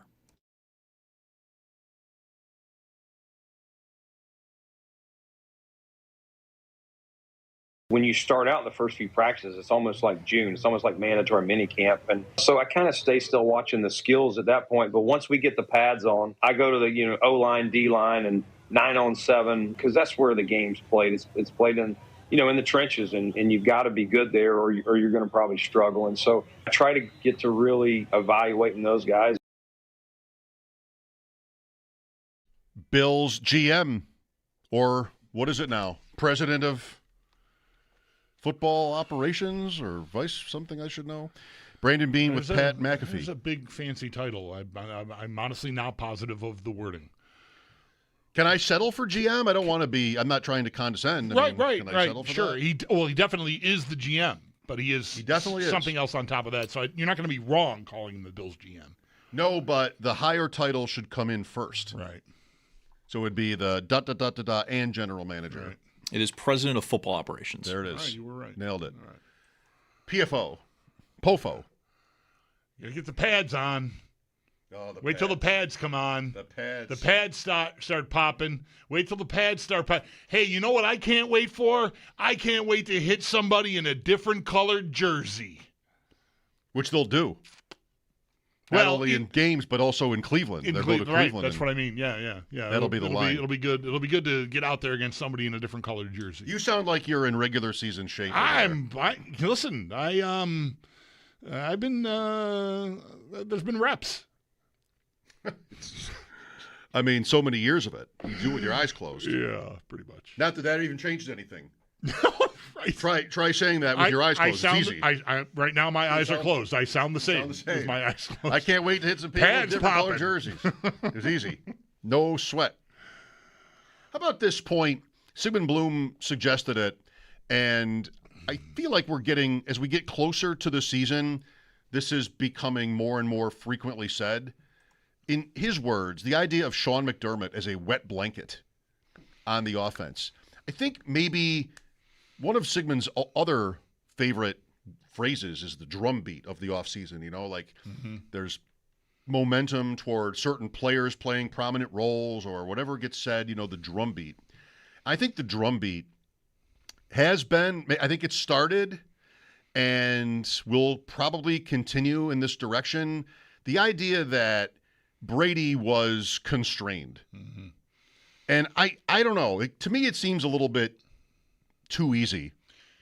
Yeah. It may be unfair to McDermott. Really. It may be, but it also, however much it certainly was, I think I made this point earlier in the week, like the first moment of this season where it sounded, last season, I should say, that it sounded like maybe things weren't super peachy between Bean and McDermott. Was when McDermott wanted to push back on what his reputation appeared to be about what we all know you want to run the ball. Hold it. I never said exactly that, but it might be unfair. It's a convenient narrative. He's the guy that's gone. They haven't thrown the ball like crazy. They haven't had a number one receiver. Everybody eats all this stuff. And if you want to pin it all on him, you might be right to do that. But even if he is balking at that while he's still here and trying to sort of set the record straight, the way that he is perceived by the people who work with him can have an impact. Even, I mean, this can happen. I don't want to compare like the head coach to being a parent and talking to your children, but sometimes you can say the thing gently and appropriately and still not exactly be heard because you're the one saying it. And the preconceived notion of the listener is that you don't like this thing. So even though you're telling me, like I'm just imagining a conversation, not during a game or anything, but like on a Wednesday or a Thursday where the game plan's being put together and, they're talking and McDermott says, no, I'm fine if you want to throw on first down all these times or whatever the plan is for the first 15 plays scripted or whatever. But even if he endorses it, I could still see someone in Brady's shoes going like, I don't think he really wants that, though. You just sort of assume because of someone's reputation and maybe how they've sounded other times to you. It just, I think that could have even been, I don't want to say subliminally necessarily, but like just subconsciously, you could, it's kind of the same thing. If you're Brady, you might have felt like I don't want to do too much of one thing, and maybe that's pass the ball. We are running it well. We've got a good line. You're not going to turn it over likely if we keep running it, and you might just sort of fall into a role not setting out to be a pleaser, but to be a pleaser. I want to make my boss happy, so I'm gonna try to do this in a way that will get me that. Mm-hmm. And that none of that, some of that can be the fault of the listener, Brady, in this case, making assumptions, and not really hearing the words that are being told to you. So I think his reputation, he was here so long, and there is a lot of, stuff that I think, like I admired McDermott, especially the last few years, because I think he really did try to evolve. I think he was conscious about what his flaws were and what his reputation was, and I think he made strides to try to change that, but sometimes those preconceived ideas are hard to shake for the people around a person like that. I think separately, why is there this particular drumbeat, if that's the word for it, is because the Bills would want, not in a really critical way, but that's the message they'd want out. I mean, there's always this, there's some level of uncertainty about Brady, about the new coach. He's walking into some pretty big shoes here. And, I mean, here's Bean talking like anybody could be this. He can be defensive about kind of what you got promoted and McDermott got fired. Fans are kind of low on him maybe for any time since he's been here. So what you'd want, not that they're talking to Sigmund necessarily, but what you'd want to have people think, and this, I think, listen for this once we get into camp, whether it's through Sal or other people in the media, they're going to talk like, not all of them, but I think this is what the Bills want you to think, is that Brady couldn't really, as good as we were, I mean, he wasn't a completely ridiculous choice or anything. I mean, they had a top offense, but, really we could have been something else or something more. I think also what's interesting about this, so imagine for a moment that you're him, that you're Brady, and here it is. Here's your big chance, and you have a big advantage for these things with Allen as your quarterback. You're starting off at a great point. You go to Houston the first game. And if there's any team in the NFL where you might not want to do the thing that lots of people want from you. You might which not is want like push it. You might not have Allen standing in the pocket for 4 seconds 40 times in this game. At Houston is maybe the worst draw you could get in the NFL. Right. I mean, Seattle, maybe. You're going into, and the Bills have had a tough time in Houston. Like, you're going into a stadium where they can raise hell. And okay, well, I kind of want to prove to everybody that I'm not just a James Cook fiend, like I know that Allen is great, and we have DJ Moore. That's a big investment, and I want to go get it. It is a great opportunity for him to really sort of flex. Because if he can come up, I mean, they got if it works, right? They got handled there. Maybe one of the worst overall performances by the offense. I mean, forget about the stats. Just watching the game, they couldn't function mostly. Like, Allen was just under constant duress. Bulldog, it's 2 years in a row. Yeah, in that stadium, right. But the game 2 years ago did not even look and feel. I know the stats. That's why I made the point about the stats. The stats from the game 2 years ago are way worse. Allen's anyway, 9 for 30 than they are. But I felt like the game last year was a worse beating. Like, it just they got handled, and so all right, let's see what you got, hotshot. You're the new head coach. You're the play caller. Like, let's see the antidote to maybe the most elite set of pass rushers in the league, not to mention all the other talent just all over that defense. The corners are great. I mean, they're just loaded. So what are you going to do? How are you going to slow that down? That might be, I mean, it might be all game. It's funny that it's the first one where swinging the ball to Cook or just using Cook as a receiver is a really good idea. That usually comes out fast. That can offset a pass rush. And that might be like that's a very base level analysis, but it's one piece. Brady could construct something that he could get a lot of credit for. Like, if they look like anywhere near the opposite of what they looked like there last year, boy, he'd get a lot of run for that. I mean, they got to do it. That's the hard part. But that's the gig. Like, I got to figure out how to make us not look like the far inferior team on the field, which is really what they looked like in that Monday night game. Yeah, Thursday night last year. Thursday night, sorry. Yeah, still, you're right. They scored early last year in Houston. Cook broke one for 6-0. They missed the kick, but that's their only offensive touchdown in You're that right. game. Davis had a kick return. Yep, and then field goals. And they were, 14 first they downs. had to look at it late still, even with all that. So it's not like they got beat by 30. This wasn't the Colt game from whatever year 21. They still had a chance, even with all the trouble that they had. Mm-hmm. So if he can stabilize that and just like trying to stay on time, sorry to be so football-y. Ball knower. But great, let's chop it up. That's your chop slap on the wrist for when you do that. Here come all the ball knowers to chop it up. Can you just speak English like a normal person, please? Would that be okay? Anyway, I'm done. I don't need to keep going on the point. I've made the point. Ball knower. Who doesn't love a ball knower? Me. Except for you. I love people who know football. You do? Generally? Sure. Yeah. The Bills in that game in Houston, down 4, final 2 minutes, 4th and 27, hook and ladder. Hook and ladder, right. Palmer to Shakir, and they get to 3rd and 1 at the 17. Touchdown wins it. Incomplete for Shakir, false start, and then a pick. Is how that game ended against Davis Mills and the Texans. It would have been Stroud the year before. Yeah. Pretty sure. Yeah. That's the week after they lose in Baltimore. Yes.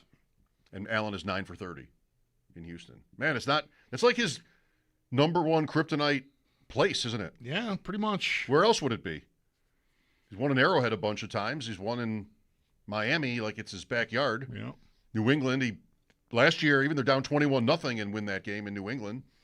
Where else would it be? Won in Pittsburgh more than once. Yeah, no, I think that's it. Cincy, it's one loss and the Hamlin game. I think Houston is the one where, Yep. as a rookie, he got hurt there. He got hurt there. Then they make the playoffs, and he's all sugar high. Like, I mean, not that he was terrible the whole game, but still, like. Was he 0-4? That's not a good memory, I think, for Bills fans, thinking of how he played in that. Well, you still think of it when anytime he looks sort of frantic, the fumble at the end of the half in the Denver playoff game is oh, Houston. Like, what are you doing? Why are you trying to do too much? The time is running out. You're in your own end. You're running around, just holding the ball out, dying for it to get taken from you. Like, dude, get it together. So he'd be 0-4 there? They beat Houston here in his career, but I think that's right. Yeah, I don't think they've... Rookie year, they lost. He got hurt. They lost late with Peterman in that game, the playoff game, right. And then each of the last 2 years. Wow. That's week 1. Mike Schopp and the Bulldog back after this timeout. This is WGR.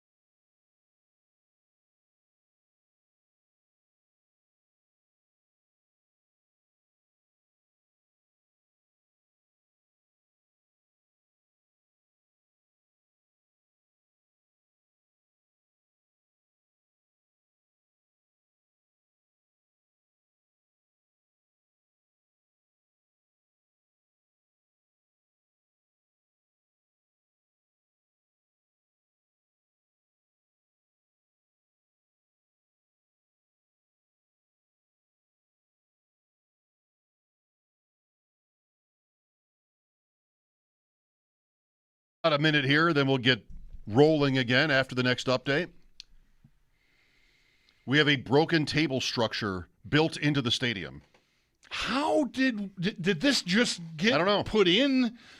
I can't. I haven't been. It must be that it's one of the finishing touches or something, because I feel like if with all the people in the media that have had access to the stadium already, someone would have said something about that. Maybe this is like an art installation that got added here at the last minute, a finishing touch. I didn't recognize the account from which I saw it, but I did watch the 20-second, 15-second little clip. Yeah. You know, it's clever. Yeah, it is. It's coming. I mean, we are how close now? Clearly less than a month. Just 3 weeks away? A few weeks, yeah. 2 weeks away? There's a pair of practices, and then they'll be playing a preseason game there in no time. Yeah. What a moment, really, this all is. I wanted to talk about the stadium yesterday. We didn't, and I'm sure we will do a lot of it. But this is just like bigger than anything that we've had with them, really, like in a way. Yeah. Bigger than their seasons, their results, is this new structure. Looks amazing, and it's going to be open really soon. Mike Schopp and the Bulldog, this is WGR.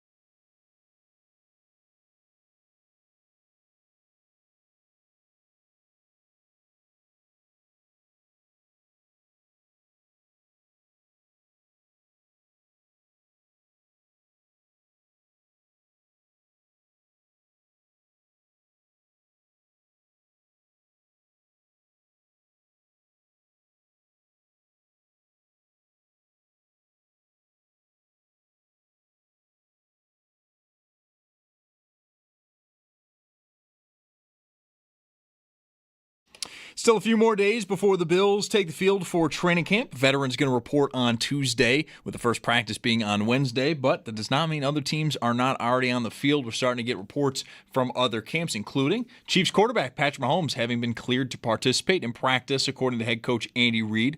Mahomes is recovering from a torn ACL and LCL he suffered last season. And then Patriots head coach Mike Vrabel, when speaking with the media today, did confirm that wide receiver DeAndre Hopkins was with the team, but not as a wide receiver, but on a potential coach/personnel role as Hopkins figures out the next steps of his career. The Cowboys have also hired former quarterback Will Grier. He's going to be an offensive assistant. And then speaking of Dallas, former Cowboys quarterback and current CBS announcer Tony Romo was arrested overnight in Milwaukee on suspicion of operating while under the influence. He is due in court on September 21st. In the NBA, LeBron James, he has found his next and it looks like last team of his career, signing with Philadelphia on a 2-year, $8 million deal. James said in a tweet following the signing that this decision wasn't about money and was about trying to win a championship. He also called this his last decision, and that would make sense at 41 years old. This is James's fourth different team he has played for, and he won at least one championship with the other three. Then in baseball, Bison's home versus Rochester. First pitch for that one at 6:35. While in the majors, Yankees at Philadelphia at 6:45. Mets host the Dodgers at 7:10. And for the Blue Jays, they are at Boston at 7:15. That's your Paddock Chevrolet Sports Update. Paddock Chevrolet with you for the extra mile since 1935. I'm Zach Jones for Western New York's Voice of the Fan, WGR.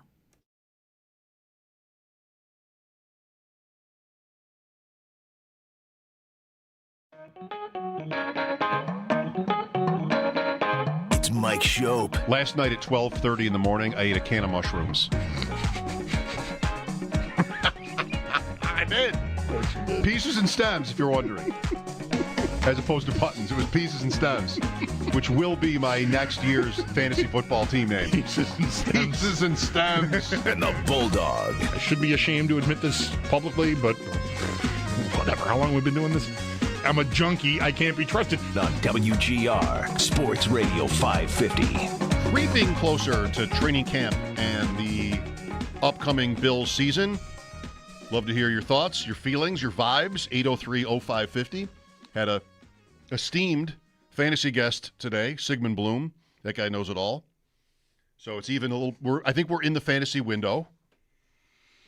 It's Friday for the next, 5 weeks or so. It's almost August. There's And it feels like, it feels like, you should be, reading. I don't know, the magazines on the racks. I mean, probably. I don't know. Are there still racks? Are there magazines? Are there racks? Yes. There are. Yes. I haven't gotten the RotoWire delivery. I don't know if that still comes. Oh, wow. Shots fired. Let me see if I can get that to you. I know the right people on that one. Right. The guy who runs it is a Bills fan. He's a Buffalo guy. Tim right. Schuler. Theo's there now. Jeff Erickson, Mario. Lots of those guys have been on with us. Mm-hmm. They would love to get you a magazine. It shows up, I think, every year. So, do you know where your mailbox is? I'm sitting in it. This is my mail. This room? Yeah, I think. Yeah. Does it get delivered to this room? It's very possible the person who would have done that for you in the past doesn't work here anymore. Often enough, it is our boss who will walk in with mail like that. Like, hey, you guys got stuff. And so, I don't know, I'm on the lookout. I think my mailbox is in there, but I have not attended to it in possibly years. I definitely have a mailbox in there. There is a broken pair of headphones in there. That's it. You don't get any mail? No. Get Bulldog some mail. He's dying for it. Look at him. He's begging you. Here's Jason with us. Hi, Jason. Hey, so BB, happy Friday. How you guys doing? Good, man. Happy Friday to you, too. Hey, I just want to get your thoughts on some of the things I've been thinking about with Joe Brady lately and see what you think. First off, we haven't talked about it in a while, but, the first, vote of confidence I'm like, yeah, Joe, good for you, was when that story about Vrabel ripping up his name tag came out. Kind of like, Joe Brady didn't do anything, but it looks like, hey, bully, that's what you get, with the whole Diana Rossini incident. And just makes me think, I wonder, did Brady happen to tip somebody off at the pool? Say, hey, man, you might want to get up there and see that. But anyhow, so after the playoff game in Denver and McDermott getting fired, I was upset about it, but I kind of understood because McDermott, although he was very consistent, he got us there every year. He could never get us over the hump. So fine, you let him go. But then they bring in Joe Brady, make him the head coach. I'm like, oh, here we go.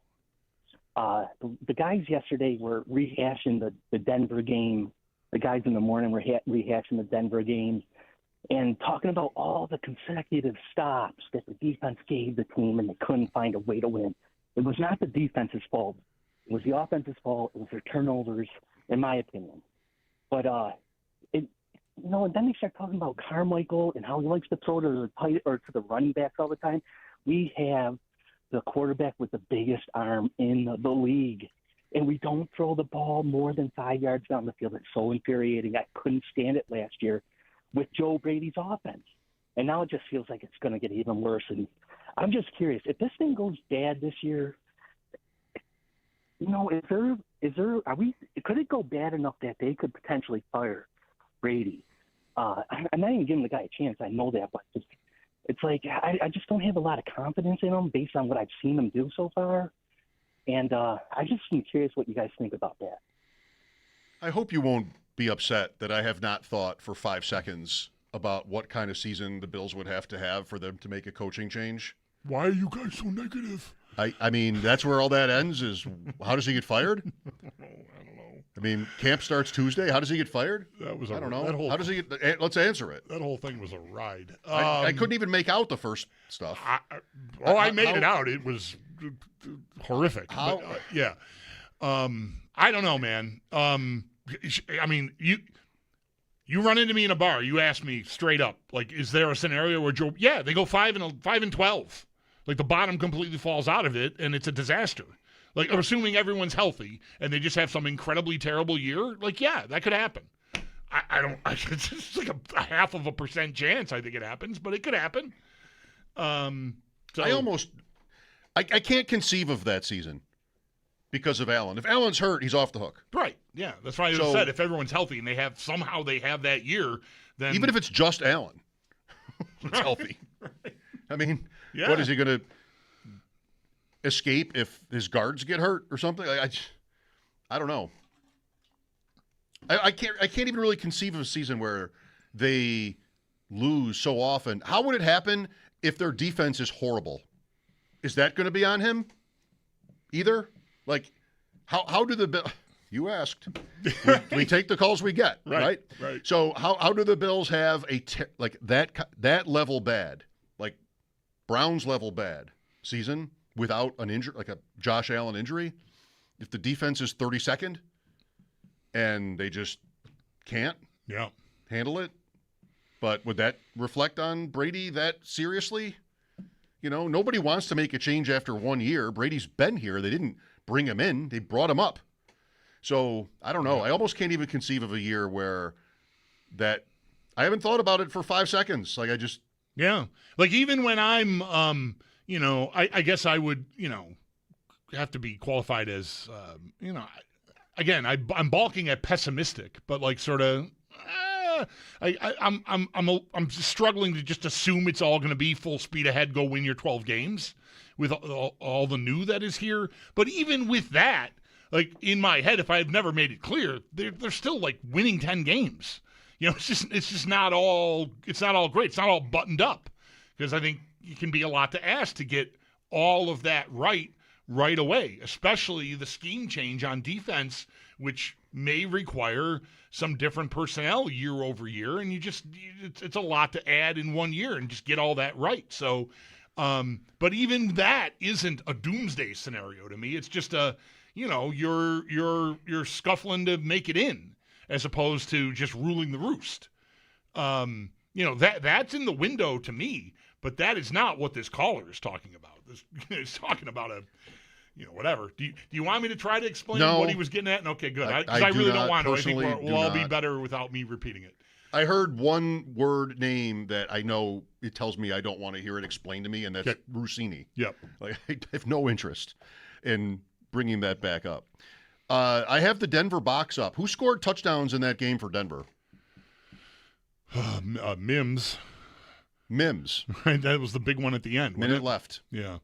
To go ahead. The Bills tied it after that. Yeah. I mean, I'm dead on the other two.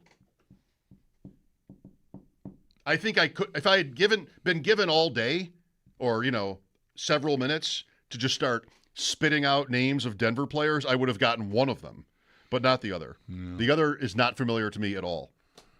But I watched that game. I'm pretty sure I watched that game. Is there like some depth tight end or something? Offensive tackle, even. Okay. Well, that... Frank Crum.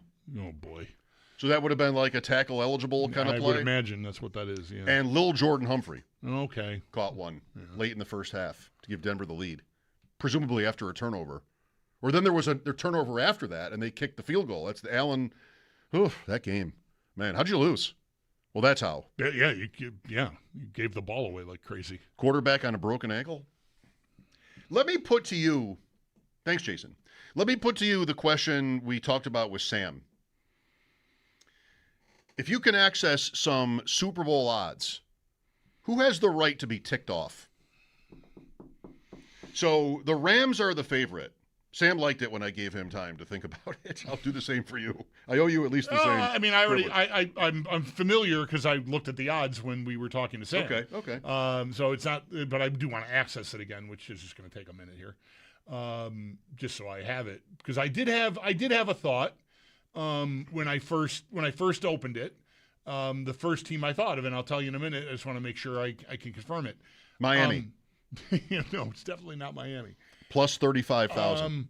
I don't know how much higher this team should be, but San Francisco being plus 1,600. Okay.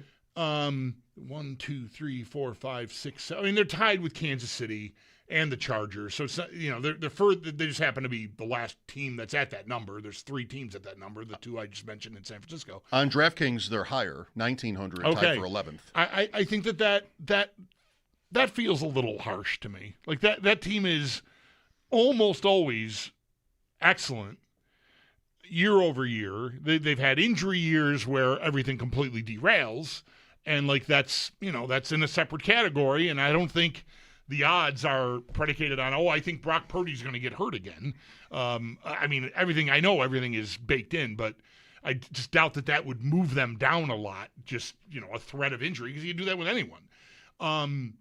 So I feel like they're my answer when you brought that up to Sam. That was the team I thought. Okay. I think maybe they should get a little more respect. Like, I don't know, maybe they should be ahead of the Ravens and the Chargers. They're even with the Chargers, at least in the odds I'm looking at. But maybe they should be ahead of the Ravens.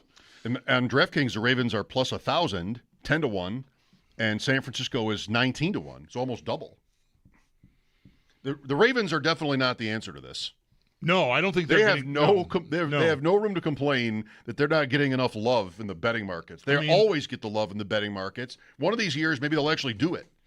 Like I would not say, as much as I'm bullish on Cincinnati, I'm not put out by it's been a while since they've been a cream of the crop type team. So they're not being sold short. No, I don't think so. Their odds are long, and they deserve to be.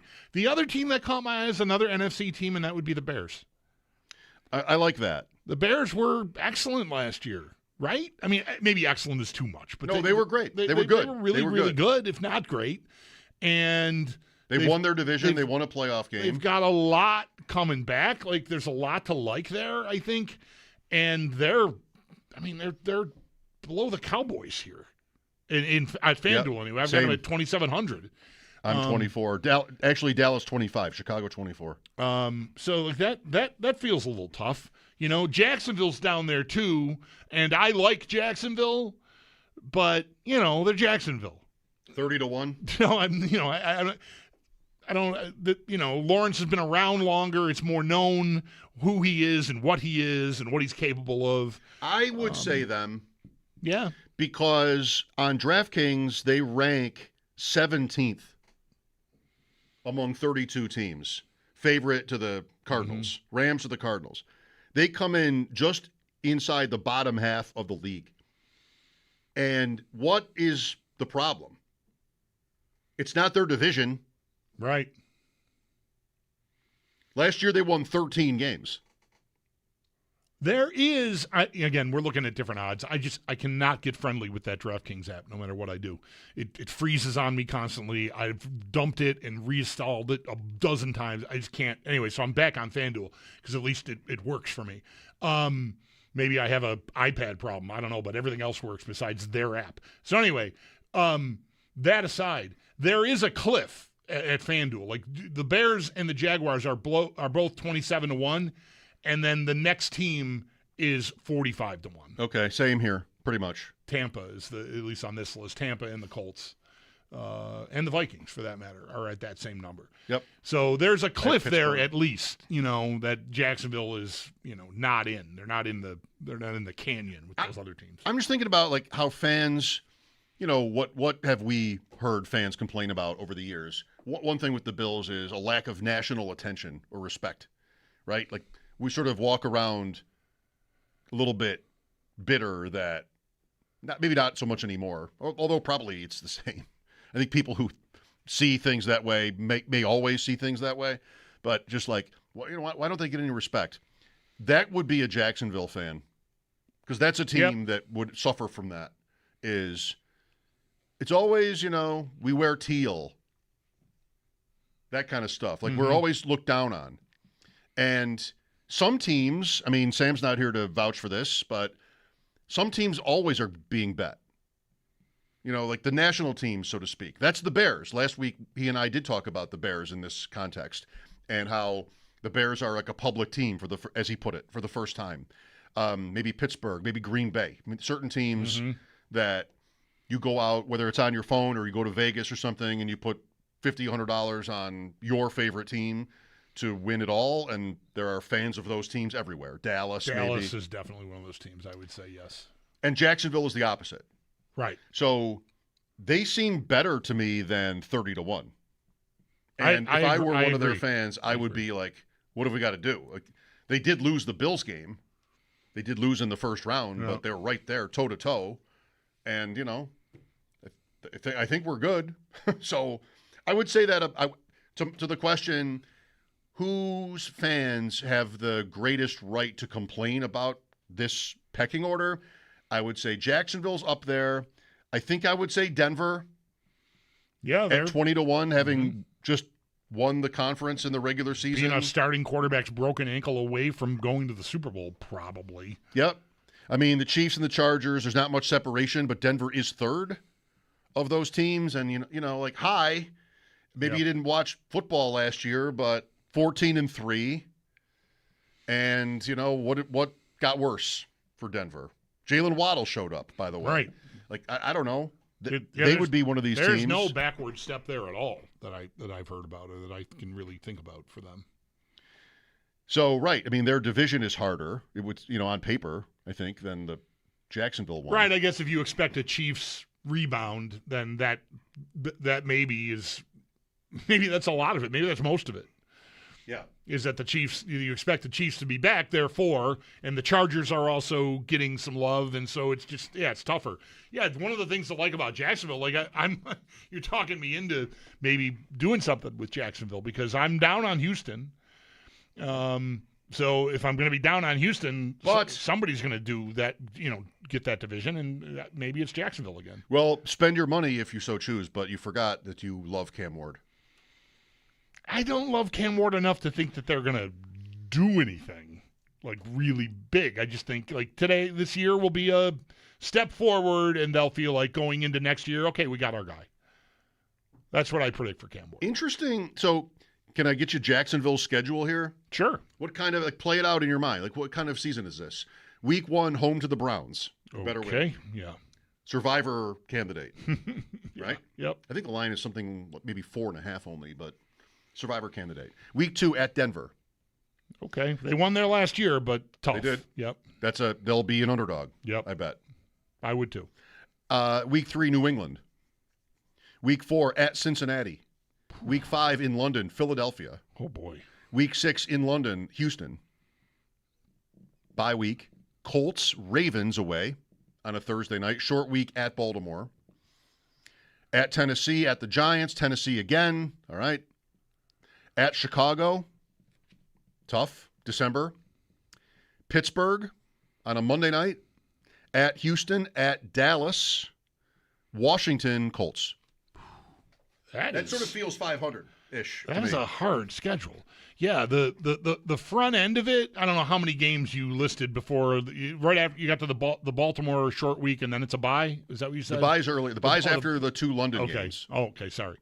I don't know. If they can get out of that front end of the schedule, like 2 games above 500, maybe they're in great shape. But that is going to be a heavy lift, I think. If they can get to 5-2 going to Baltimore with, maybe the Eagles. I'm not a big Eagles guy right now. Who knows if Denver is really that good. New England is another one.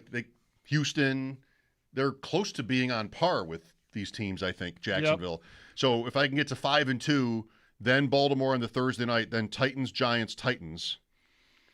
Okay. Yeah, I've got Houston. I've got Pittsburgh again. Kind of catch your breath Colts a little again. Bit there. Yeah. Now I'm in the playoffs. Right. That might be what I need to get. That front end playoffs. Is harsh. Yeah.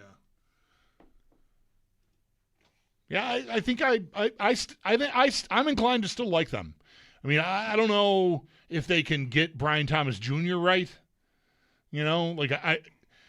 Because really right, the story was Myers showed up and sort of that was it. The dive, he's and we got Parker Washington and whatever else they've got there. It's nice.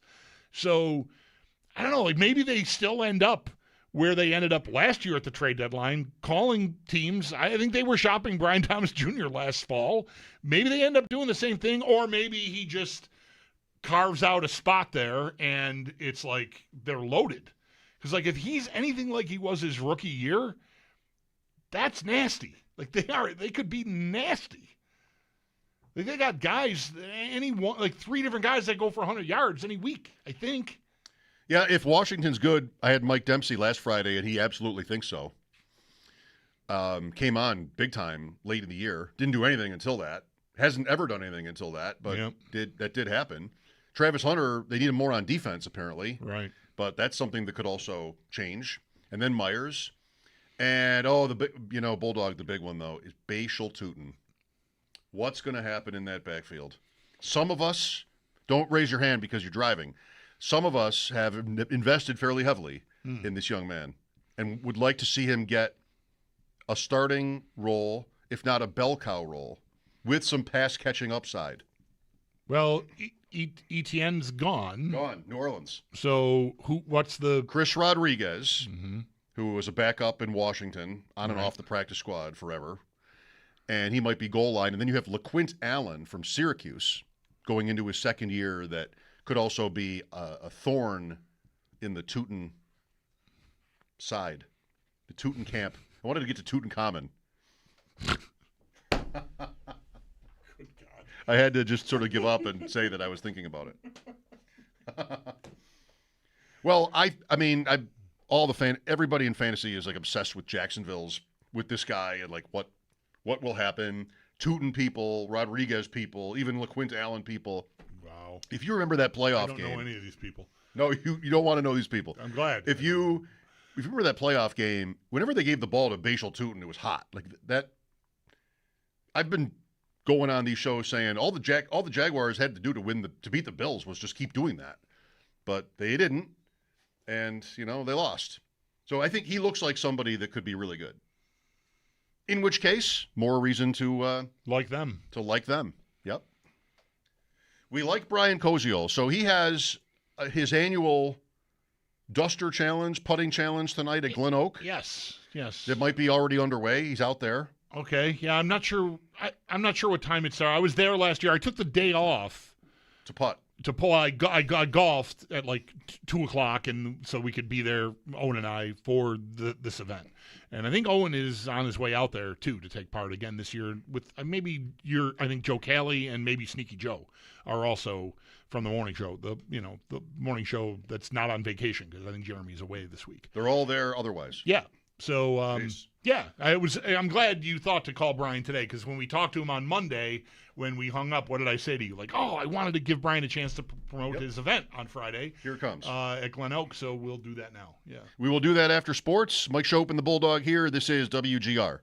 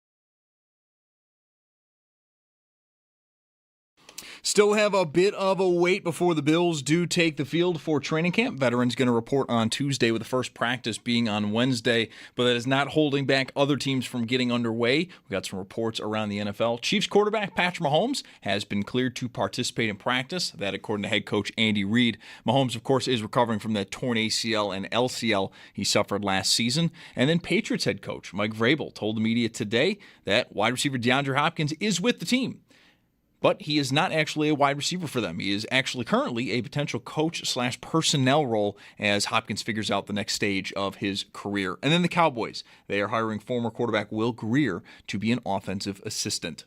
In the NBA, LeBron James finally has his next, and it looks to be last team, signing with Philadelphia on a 2-year, $8 million deal. James said in a tweet following his decision that it wasn't about the money and it was about trying to win another championship. He also did call this his last decision. And at 41 years old, this would make sense. It's James's fourth different team he has played for, and he has won at least one championship with the other three. Then in baseball, Bison's home versus Rochester. First pitch for that one at 6:35. While in the majors, Yankees at Philadelphia at 6:45. Mets host the Dodgers at 7:10. And for the Blue Jays, they're at Boston at 7:15. That's your Paddock Chevrolet Sports Headlines. Paddock Chevrolet with you for the extra mile since 1935. I'm Zach Jones for West New York's Voice of the Fan, WGR.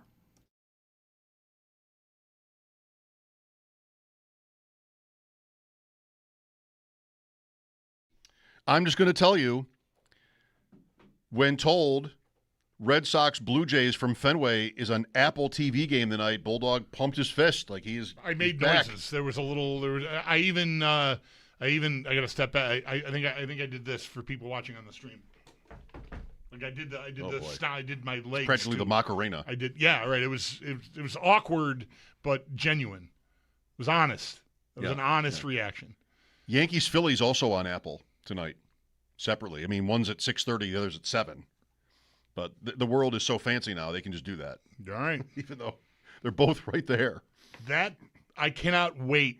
Part of that was, you could have told me they're on and some other stream, and I'd be like, oh, well, good, but you wouldn't have gotten the dance. The picture on Apple is just so good. It's so good.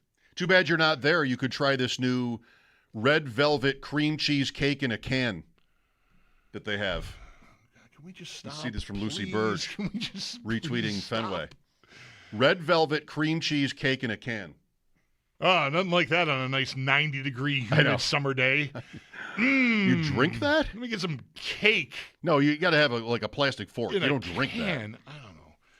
They have a lot of things at Glen Oak, but not this. Maybe Brian will get to Tim Freeze and suggest some cake in a can out there. What is going on at Ballpark? Cake in a can. We get the sushi push pops in Chicago. Yeah, like that just sounds like a bacteria fest to me. That just sounds horrible.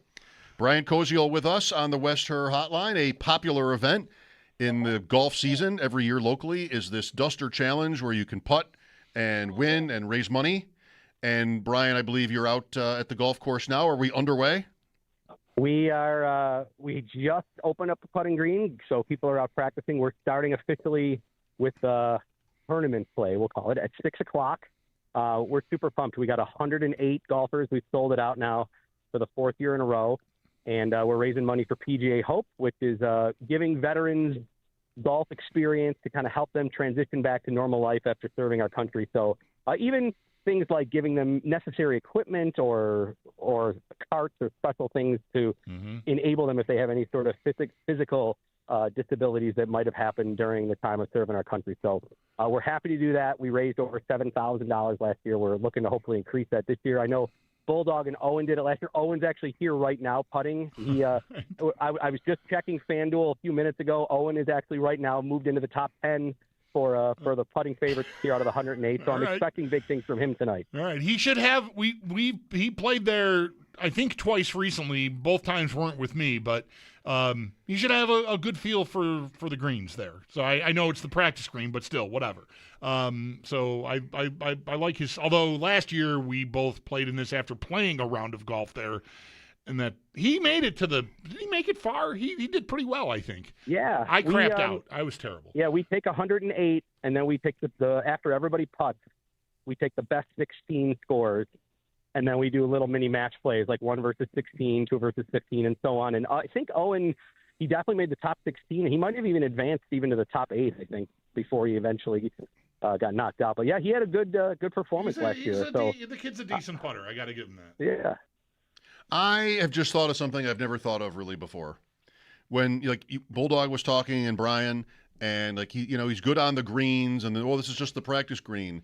What level of responsibility does a golf course have to basically have its practice green be speed-wise, maybe whatever else there is, like the real greens, if you will, on the golf course? Like, is it sort of like a given that would be the case? Or, I mean, do some places treat putting greens differently, just like the practice green gets short shrift or something, and we don't really care? I mean, I don't think Glen Oak would be like that. What do you know about this, Brian? Yeah, I mean, I would think that, I mean, I don't want to speak for course superintendents, but I would think that the course superintendents are trying to essentially replicate what you're going to get out of the golf course, because part of the warm-up is that you're learning the conditions and the speed. So I think that's probably something that I would guess if you asked any course superintendent, you'd like your putting green to act similarly to what you're going to get out on the real golf course. So I think that's probably – now, for this contest, Matt Bush is the superintendent here. He actually cut it a few extra times. For those that are familiar with the stimp meter number, he actually just did it at 14, which is kind of what we see at Augusta. Yeah. He just cut it and cut it and cut it. He said, let's make it fast and let's have some fun with it. So it's right now it's faster than what you'd see out on the course. But I think you're right. I mean, you'd like to have the putting green act like you're going to expect when you get out onto the course to play. I think even at Delaware Park, the practice green is similar enough. I mean, a lot of my rounds there are very early in the morning, and it's often wet in the morning, and then by the time you get to the 13th hole, stuff's been baking in the sun all day, and it's a very different thing, but that's not the golf course's fault. So, yeah, I think I would think most courses certainly effort to make it that way. Yeah, I think so. And obviously, there's the range and there's the chipping area too here. Glen Oak's got a huge practice facility. So I think it also probably determines on staffing and, how much maybe area, square footage you have on your putting green and all that sort of stuff. But I got to think that's probably, Mike, I know you used the word responsibility. I think that's probably a good word to use. Like, you'd want them to try to get it as close as it can to whatever course conditions actually are out on the golf course. Mm-hmm. And stimp meter, by the way, Brian, you dropped this on us last week, too, talking during the Open Championship. The higher, the faster. And 14's pretty fast. You said like Augusta. So I can't exactly picture it, but I think what I've got here is a device where you set it on the green and roll a ball down it, and how far it goes tells you the speed? Yep, that's exact. We actually just did that about an hour ago. So it looks like, I want to say like a yardstick, and there's a little slot that you kind of leave the ball in, and then you just let it go, and the ball rolls out, and you do it 3 times, and then you kind of take the average of the 3 and say, okay, how far did it go? And then you go the other direction, and then you average those 2, and that's where that number comes from. All right, stimp meter. Listen to what you're learning out there today. I just learned something. I've never loved golf more. I might have loved golf more the last 2 years than I do this year. I'm just having a rocky year, but nonetheless, I never knew how they did that, like what it was. So. Yeah. It's really just kind of old school, just a little device that it looks like a yardstick with a little channel that the ball just rolls down, and then you just see how far it rolls out, and you just do it one direction, then you come back the other. You want to do it on as flat of a spot as possible, and then you go one direction, the other direction, and then average the 2 and see how far they went, and that's where that number comes from. Like I said last week, like the Open Championship, those Lynx ones usually are like between 10 and 11. I would say average PGA Tour event, maybe 12 and a half. And then, like, again, the fastest they might ever play is like 14, kind of thing like that. Yeah. It was named for someone, the inventor, whose name was Stimpson back in the 30s. All right. I'm going to take that as you really Googled that and didn't make that up. Correct. Okay. The good news for the people competing in this event at Glen Oak tonight, the Duster Challenge, Brian, is that Michael Kim obviously will not be there because he's just fresh off a 59 this morning in Minnesota. 21 putts on 18 holes. I mean, my God, that is some work. Insane. Yes. We were chatting about that 59. It was, for those that didn't see it, it was a long putt, and he gave it speed. He's like, I was not going to be short. it's funny. Like normally, you think golfer would be pretty, restrained in terms of worrying about his score. He literally said afterwards, he's like, I kind of didn't worry about what was going to happen after the hole. Like he was thinking like, if I 3-putt, oh well, I got a chance to make history here. I'm going to try to break 60 and get my name kind of on that magical number. And it went in. It was cool. It went in with a lot of speed. But yeah, kudos to him. And you know what? It's most of the time that you see the 59, it's on par 70s. This is a par 71. So even maybe more impressive than what most of those 59s have come on par 70s. I wish the broadcasts last weekend would have paid homage to that a little bit more often, because there were the 362s and lowest round in major championship history. I mean, there are yards and there are yards per game. And if it's a par 70 like last week, naturally, you have a better chance. Just like how they don't sometimes refer to stuff like that when there are more teams in the playoffs or just more Ryder Cup. Oh, we've had more extra time games than ever. You added 50% more teams. Right. Let's try to be honest about this. Right. Well, I know it's not the Open anymore because I'm watching this thing today and Scheffler's making everything.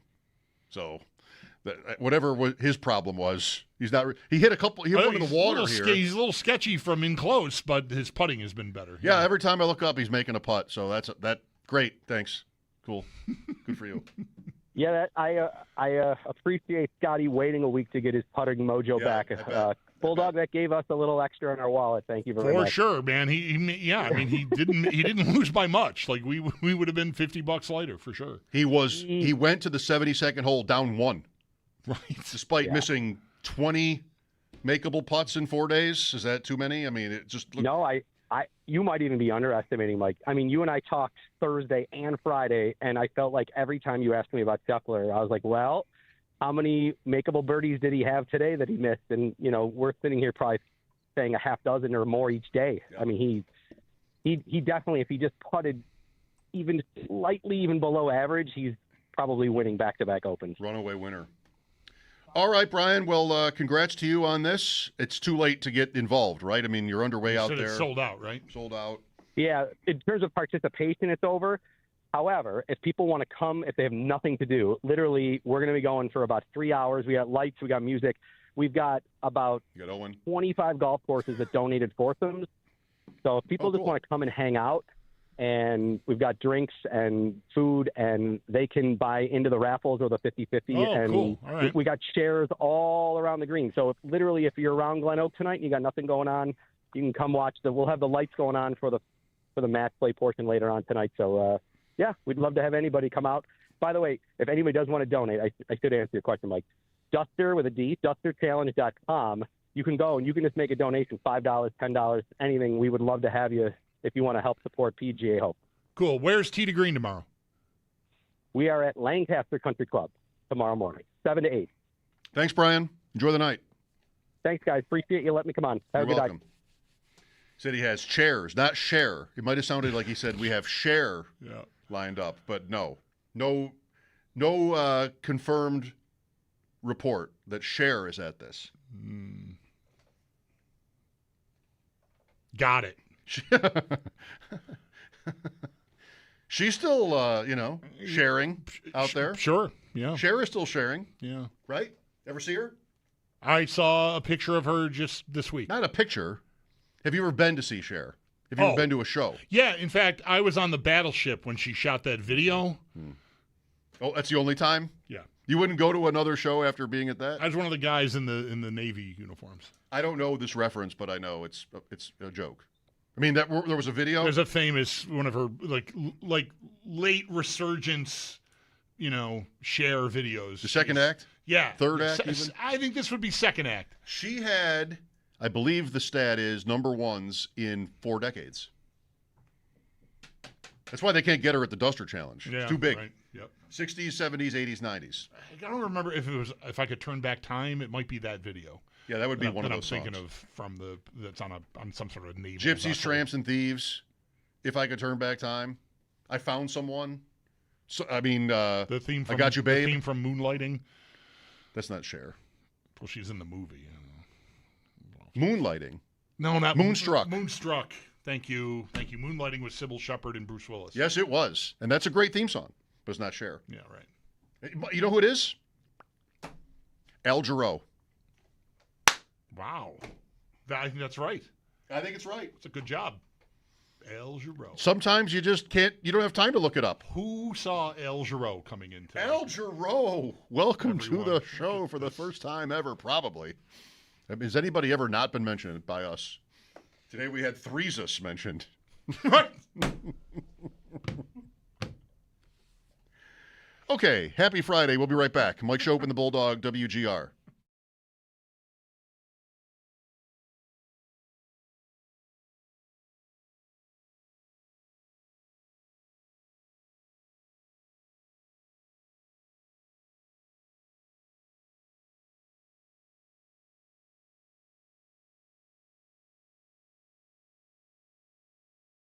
With the intense July heat hitting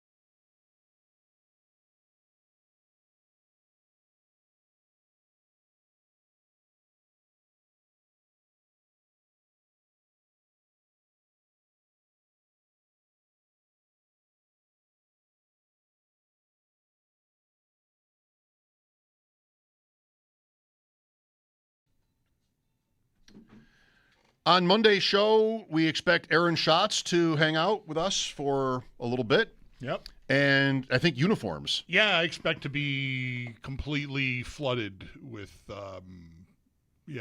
Gray. Gray. This color. Yeah. Or maybe closer to your shirt. Like grayish green. No, this is green.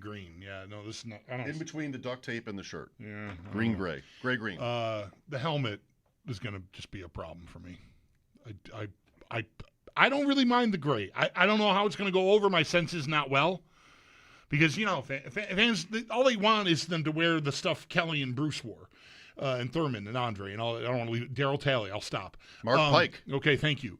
If you will. So anything else is kind of like when the Sabres got loose and like tried all these different. Just give us the old stuff. That's all we want is the old stuff. So, but I like a gray. I like the look of gray with blue numbers, honestly. But the helmet to me looks horrendous. Is the word. If it's what I've seen, which I think it is, I'm not going to be a fan of that helmet. It's different. There's new Rams stuff today. Do the Rams have like 5 helmets or 5 uniforms? I feel like the Rams have got, Classic Soul, S-O-L. Too much stuff. Get it? Classic Soul, Sun, Yellow. Too much stuff. Well, I don't know if I think that, but they look kind of good. Sam Panayotowicz with us today every Friday. He's next on WGR.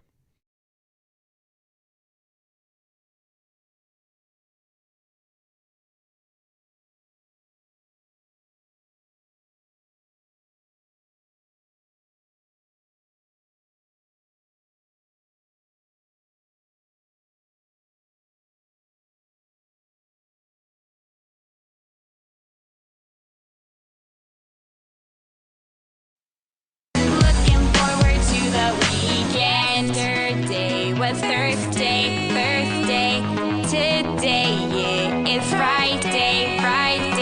It's Mike Schopp and the Bulldog. We so excited, we gonna have a ball today. Tomorrow is Saturday. I'm itching inside. My liver's all twisted up. But you know what I did? I took Deborah, went to the liquor store, I loaded up with alcohol. More specifically, vodka, whiskey, beer, tequila, more beer, more vodka, more whiskey, and more beer. On WGR, Sports Radio 550.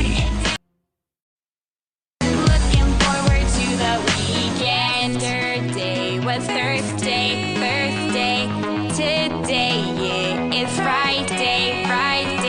It's Mike Schopp and the Bulldog.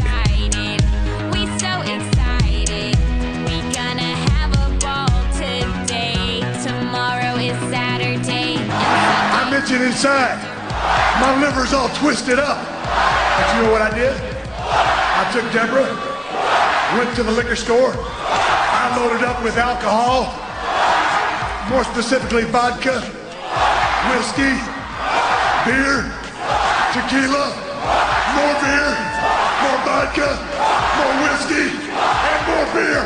On WGR, Sports Radio 550.